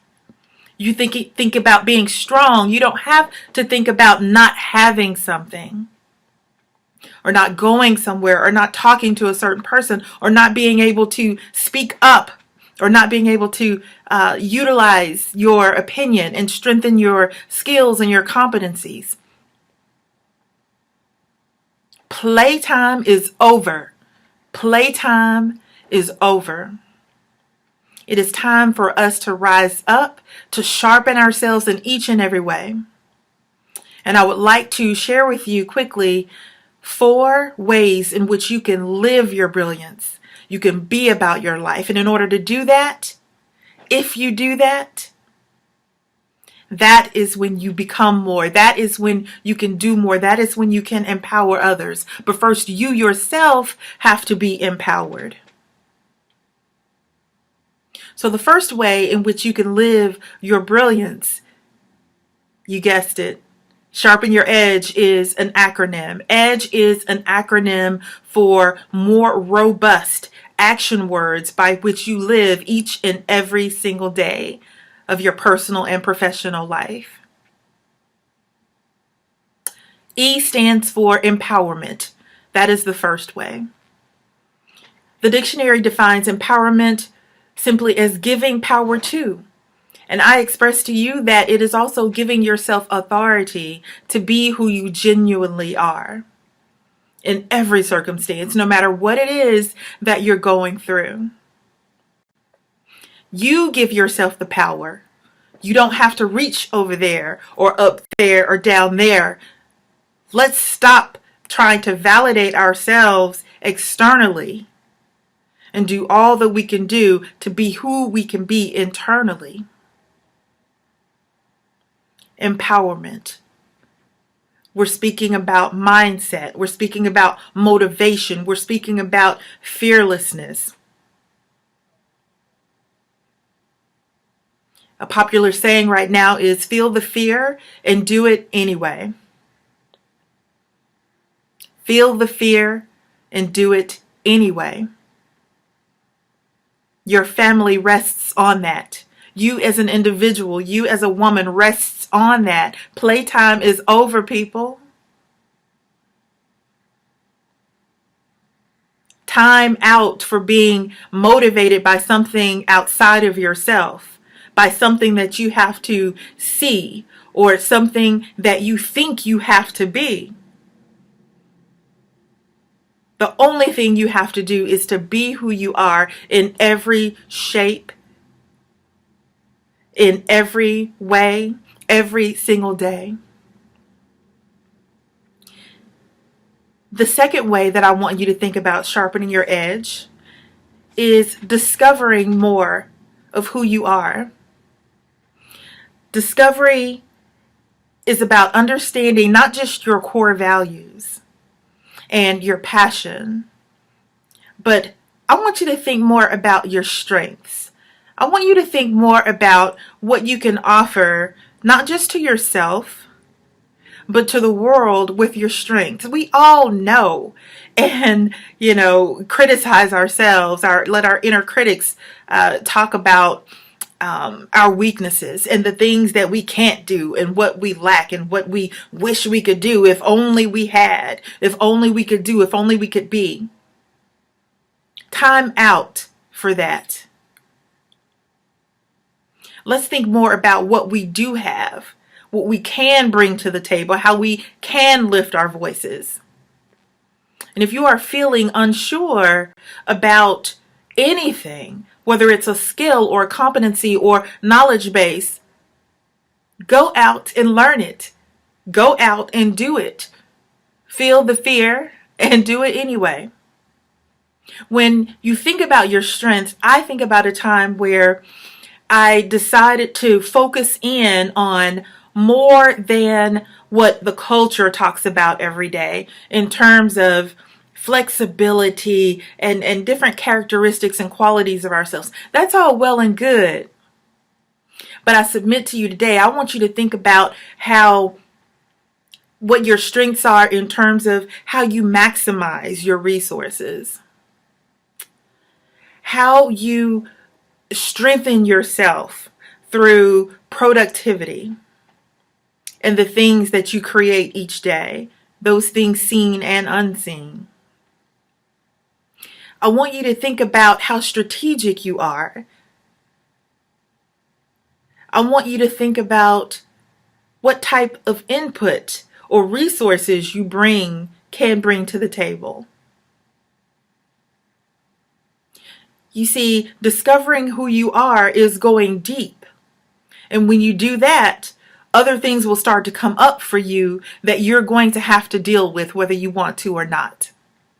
You just have to make the commitment. We just have to make the commitment to ourselves. The third way that I want you to consider sharpening your edge is by growing. I love to say this from one of my past coaches, Marshawn Evans Daniels. And I've heard her say it, I've heard others say it, but the best time to grow a tree is 25 years ago. I'm looking over there like it's 25 years over there. But the best time to grow a tree is 25 years ago. So guess what? You are at the beginning of the next 25 years. So what you gonna do? Are you gonna plant? Are you going to dig? Are you going to feed? What are you going to do? How are you going to grow yourself? What skill? What competency? What piece of information? What is it that you need to do to be a better you? My mother likes to say, sometimes the enemy is the inner me. I agree with that so much. But I want you to think about the things that you need to do, the crafts that you need to develop, the labor, the service. Think about what it is that's important to you, that if you went way over there, don't just see it, don't just wish for it. It's time to work for it. So if you are missing out on something, it's because you need to grow more. Is it an education? Is it a degree? Is it a certificate? Is it workforce development? Is it leadership? Is it branding? Is it confidence building? What is it for you? Sit down and take inventory on those things that you know that you need to do or think about.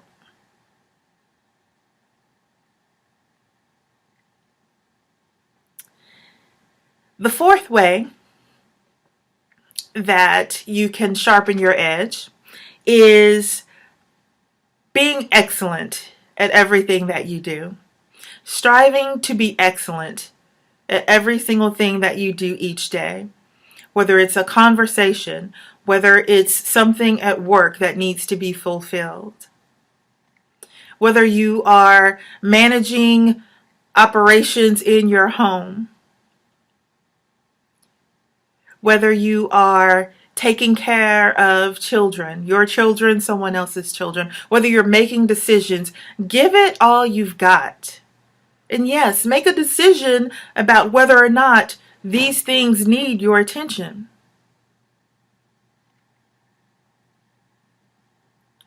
Excellence to me is also thinking about how you're creating the life you want to see. There's so many times, so many of us talk about how we would like to have this, how we want to do this for our families.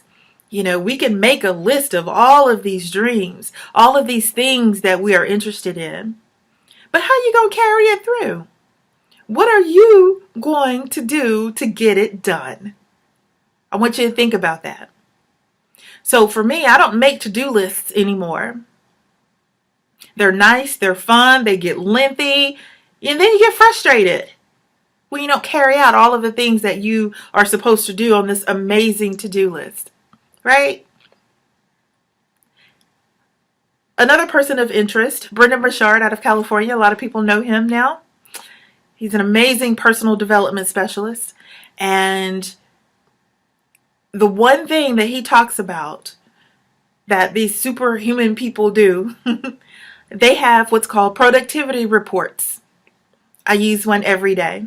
And the days that I don't use one, my life is upside down in terms of the things that I need to do. So having a productivity report, thinking about doing a brain dump, thinking about all the things that you need to lay down and to get out of your head.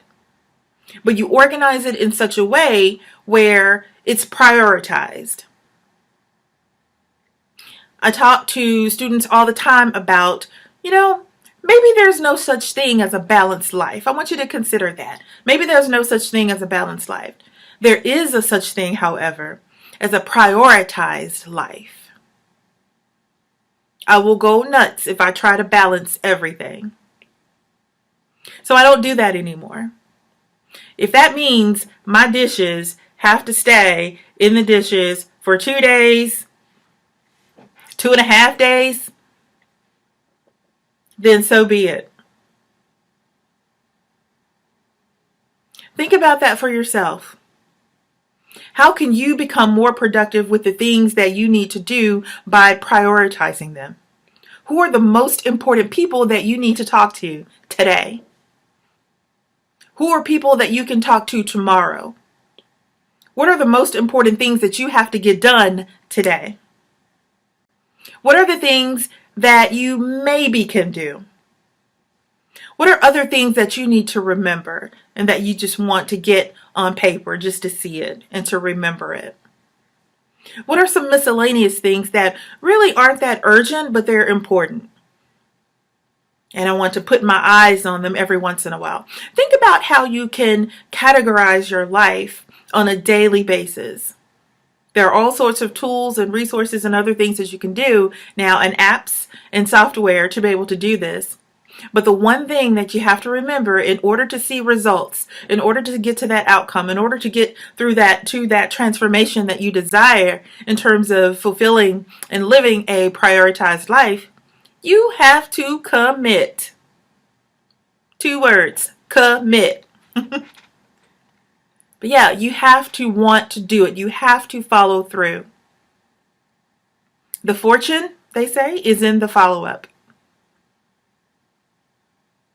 So the 4 ways to sharpen your edge, something that I work to live by every single day, is empowerment, giving myself permission to do the things that I'm called to do, whether I'm scared or not, whether I'm fearful or not. As T.D. Jakes would say, you can let fear ride with you, but don't let it drive. You can let it ride, don't let it drive. So empowerment, discovery, learning more about who I am and why I am. So many things externally can pull us away from our purpose, from our passion, from things that are important to us. Why? Because we're taking too much time to try to compare or either seek validation, and when it doesn't happen, you move and you chase another rabbit. Playtime is over. Remember, the 3rd way is growth. Always be looking to develop yourself. Always be looking to take inventory into whatever it is that you lack, whatever skill that it is that you want to secure or make better. And the 4th way is to be excellent in everything that you do, striving to be excellent. Empowerment, discovery, growth, and excellence. That's how I want you to consider to sharpen your edge each and every day. Now, research shows us that more and more of us are learning with, learning from each other in greater ways than ever before. Community is becoming even more important. Community of like minds. So a lot of us are starting to become a part of masterminds and groups and clubs and social organizations. They've been around for forever. But it's becoming even more and more important for us to be around those people who have purpose for us and with us. Time out for just gathering to be gathering. We need to be able to identify and to place the right people. Dr. Brené Brown says, you share your story and you share your dreams only with those people who have earned the right to hear it. Playtime is over, people. There is no time to waste, no more excuses. We have been brought here to serve a greater good. And it's time for us to really begin to think about how we can serve, how we can be of significance, and how we can manifest our destiny and what we were called to do. We cannot stop. We have to commit. And the one way to do that is to start working and connecting with others of like mind to help you get that job done. Communities, tribes, squads, there's so many of them now. And so I actually want to invite you to become a part of a new community that we're starting. It's called the Sharpen Your Edge. Once you become a part of the community, you will be a VIP and you will receive special information and updates related to the community, and we will all work to sharpen our edge together. We will be a community of educators. If that sounds like something that you're interested in becoming a part of, then I would love, love, love for you to join me just by simply texting the word EDGE, EDGE, to 66866. All you have to do is text the word EDGE, EDGE, to 66866. 6'6". I can remember when I was in college and I did not want to speak. I wanted to major in music so that I can perform and be quiet and let my instrument speak for me. Everything changed after I said, I don't want to be dull anymore. I want to be sharp. No, I don't want to be sharp. I want to be razor sharp. And so what I had done for myself was to create a very special platform. I didn't know it then. This was over a decade ago. But giving name to it now, razor sharp is what I want it to be. I want it to be better, not bitter, as some would say. I want it to be able to execute. I want it to be able to perform. I want it to, make the commitment to myself and to my purpose. I didn't just want to live minute from minute to minute wondering, what am I supposed to do? Why am I here? Why is this important for me? I want it to be razor sharp so that I could work with any challenge, any instance, any trial. And being razor sharp to me is being resilient, being accountable, having zest in my life and sizzling a little bit, even while washing clothes. Being organized and recognizing the small things. That was my way to pop back into being razor sharp when I felt I was getting a little bit on the dull side. And so I invite you to come and work with a community of women, a community of educators who want to not just lift their own lives, but to lift others up in the process. So thank you so much. Thank you so much for spending this time with me. You could have been anywhere else in the world, and I appreciate you, and I am thankful for you, and I honor this opportunity to be with you. And again, if you're interested in being a part of the education community, text EDGE, EDGE, to 66866, and you will actually get a free audio gift, a little gift from me. It's called the Confidence Curriculum. 12 ways to build your confidence and look good doing it. Thank you so much. I'll see you. Bye.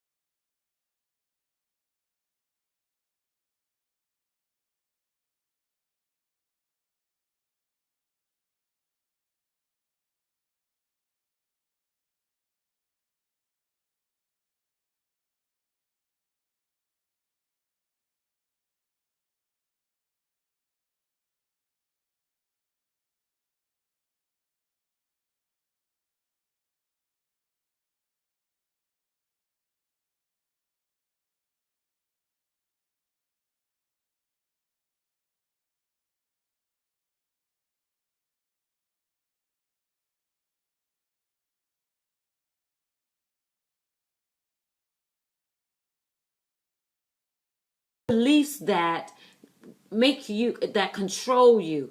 And you have to control them instead of allowing them to control you. You don't stay stuck and stagnant. You see, fear can have power over you and torment you if you don't manage it. It will keep you up at night thinking about what you want, but never doing anything about it.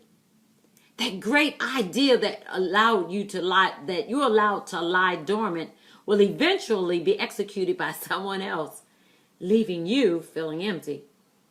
Time keeps moving forward, but you don't. So it's important to manage your fears. You know, I used to have a fear of starting when I would get on the start line. So I remember at a very important race in the United States, I went up to the start line, and I put my hands on the start line, and I shook out my feet to get them ready to put into the start blocks. As I was getting myself ready, a part of me was saying, girl, you can't do this. You're going to fall. You're going to trip. Everybody's going to be laughing at you. You're not even going to make it to the finish line. But another part of me kept saying, you were built for this. This is your day. The spotlight is on you, Rachel. You're going to make it to the finish line and you're going to win. And I had the choice to believe in the fear that was talking to me or to believe in the confidence that I had. So you see, you have to allow yourself to feel the fear and not run from it. You have to breathe through that deep emotion. You have to breathe through that energy of fear and then take action anyway. And I won that race that day because I didn't allow myself to run from the fear. I shot out of those blocks when that gun went off and went all the way to the finish line and finished in first place. It also helps to fuel yourself. You have to fuel your own tank. And you fuel yourself with constant positive reinforcement, like books and CDs and audios and workbooks, live events, and even community. Like being around people of like mind. So let's write down step 2. Increase your confidence. To increase confidence means you develop a heightened level of belief in yourself and your ability to win big in your business. Confidence is like a muscle. The more you use it, the better and stronger it gets. You see, confidence directly impacts and enhances your performance in business. It equips you to face challenges head on. Lack of confidence, on the other hand, will keep you from making core decisions and moving forward. Increased confidence positions you to become intentional in aligning your actions with your business goals and the realization of those goals. Increased confidence shifts your focus to doing things that produce the positive results that you are looking for. So it's important to increase your confidence. I can remember when I was about to do my speech for Womanpreneur, a woman's entrepreneur conference. And as I prepared my content and I prepared my confidence and I practiced, I got a little nervous.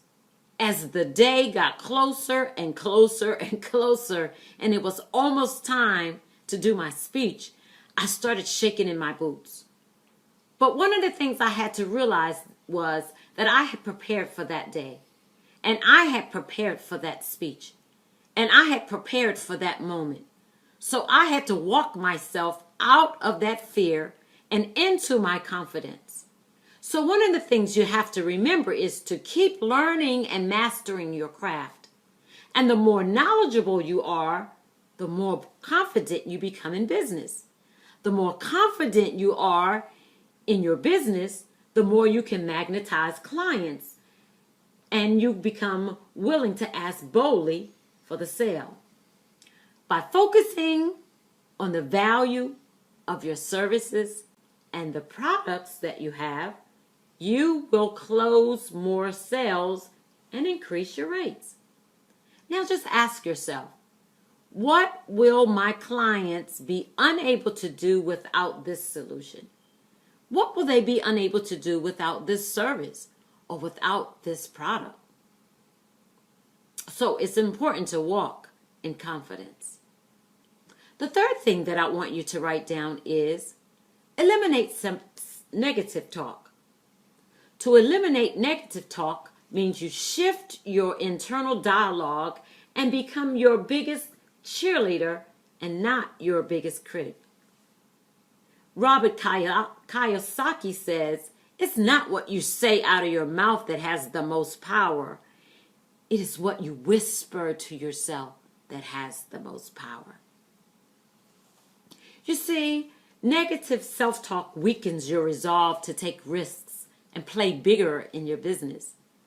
So one of the things that you can do is reframe your thoughts. Tell yourself why you can instead of why you can't. And then you can reframe your words. Write out positive affirmations to repeat daily. Give power to your words. Create an immediate rebuttal for any negative language with positive language. And then reframe your actions. Put into action what once was only words, because your words become your habits. So who in this room will get the trophy? If we're all coming to the finish line, I want to know who in this room will get the trophy. You see, unlike athletes, the trophy can go to only one person in athletics, just one winner. But in business, the trophy doesn't go to the fastest or to the strongest, but it goes to everybody who endures to the end. So all you have to do is get to the finish line. It doesn't matter if you run or if you walk or if you crawl across the finish line. What matters is that you finish with a strong inner game so that in your business you can begin to soar. So I would like to have you contact me, and when you contact me, I would like for you to send your information to the following address. If you would just contact me at rachelhiggins@gmail.com, or you can contact me at Twitter. My Twitter handle is @RachelHSpeaks. And I'd like to send you a free gift. So if you would text Inner Game to 443-540-7268, leave your name with your email address, I would like to send you something as a free gift. Thank you for watching How to Strengthen Your Inner Game. Continue to strengthen your inner game so that you can begin to soar.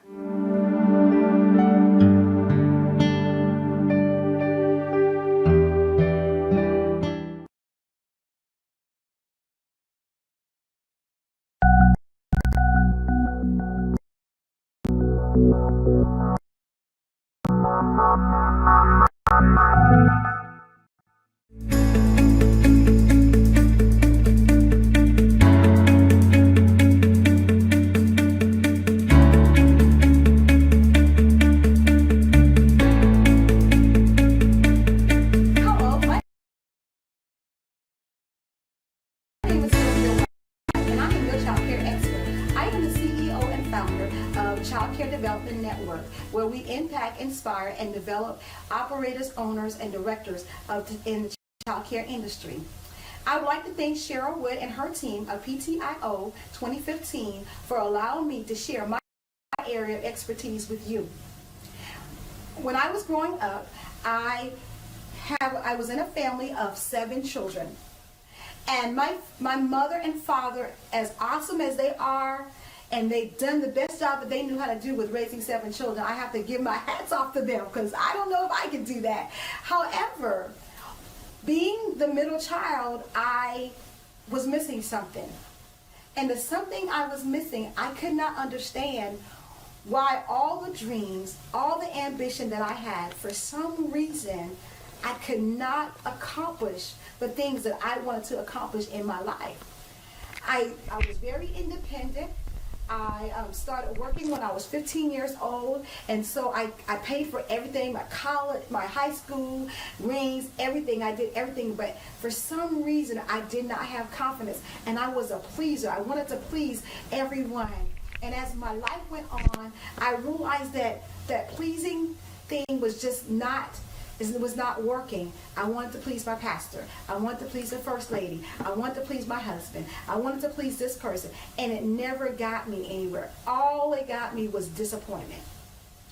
And I had this entrepreneur spirit, but no one knew what to do with it in me. I lacked confidence. I realized I would start a business and stop a business. Start a business and stop a business. I had no confidence. I had no confidence to get to where I wanted to go. And 3 years ago, I left my job.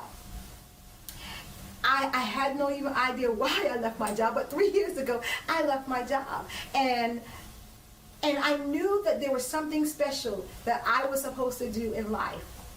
But I couldn't understand because my childhood was so horrible. 2 years after that, my husband walked out on me. I had no job, I had no income, I had nothing. I was living off of $25 a week. And something rose up in me. Confidence finally came. I had to make it. So today I'm here saying to tell you that I understood and I came to understand what my mission was. And my mission was to help young girls to never have to go through what I went through until I was 50 years old and decided it's time for me to have some confidence in my life and do what God has purpose for me to do. So I'm here to tell you at the PTIO 2015 Women Conference, playtime is over. And I'm here to help you, help me on my mission to bring other young girls to confidence in their life at an early age.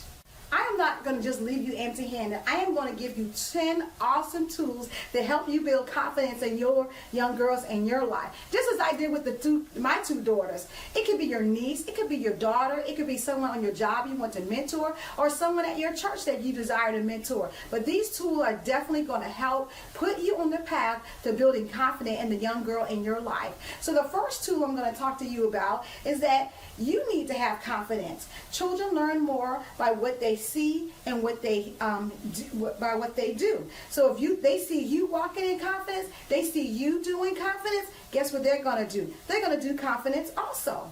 So the next thing is going to be teach your daughter how not to be afraid to ask questions before they leave the room. What does that mean? They could be listening to a lecture. They could be watching something on TV. Wherever it is, you could put it into practice right then. You ask them, do you have any questions? Is there anything that you need to ask a question about? That way they're going to get in the habit of asking the questions that are in their mind and not leaving in their mind and wondering, but they're going to get answers to those questions. So that's another about what they do, giving them the example. Another thing is you're going to encourage her to speak clearly.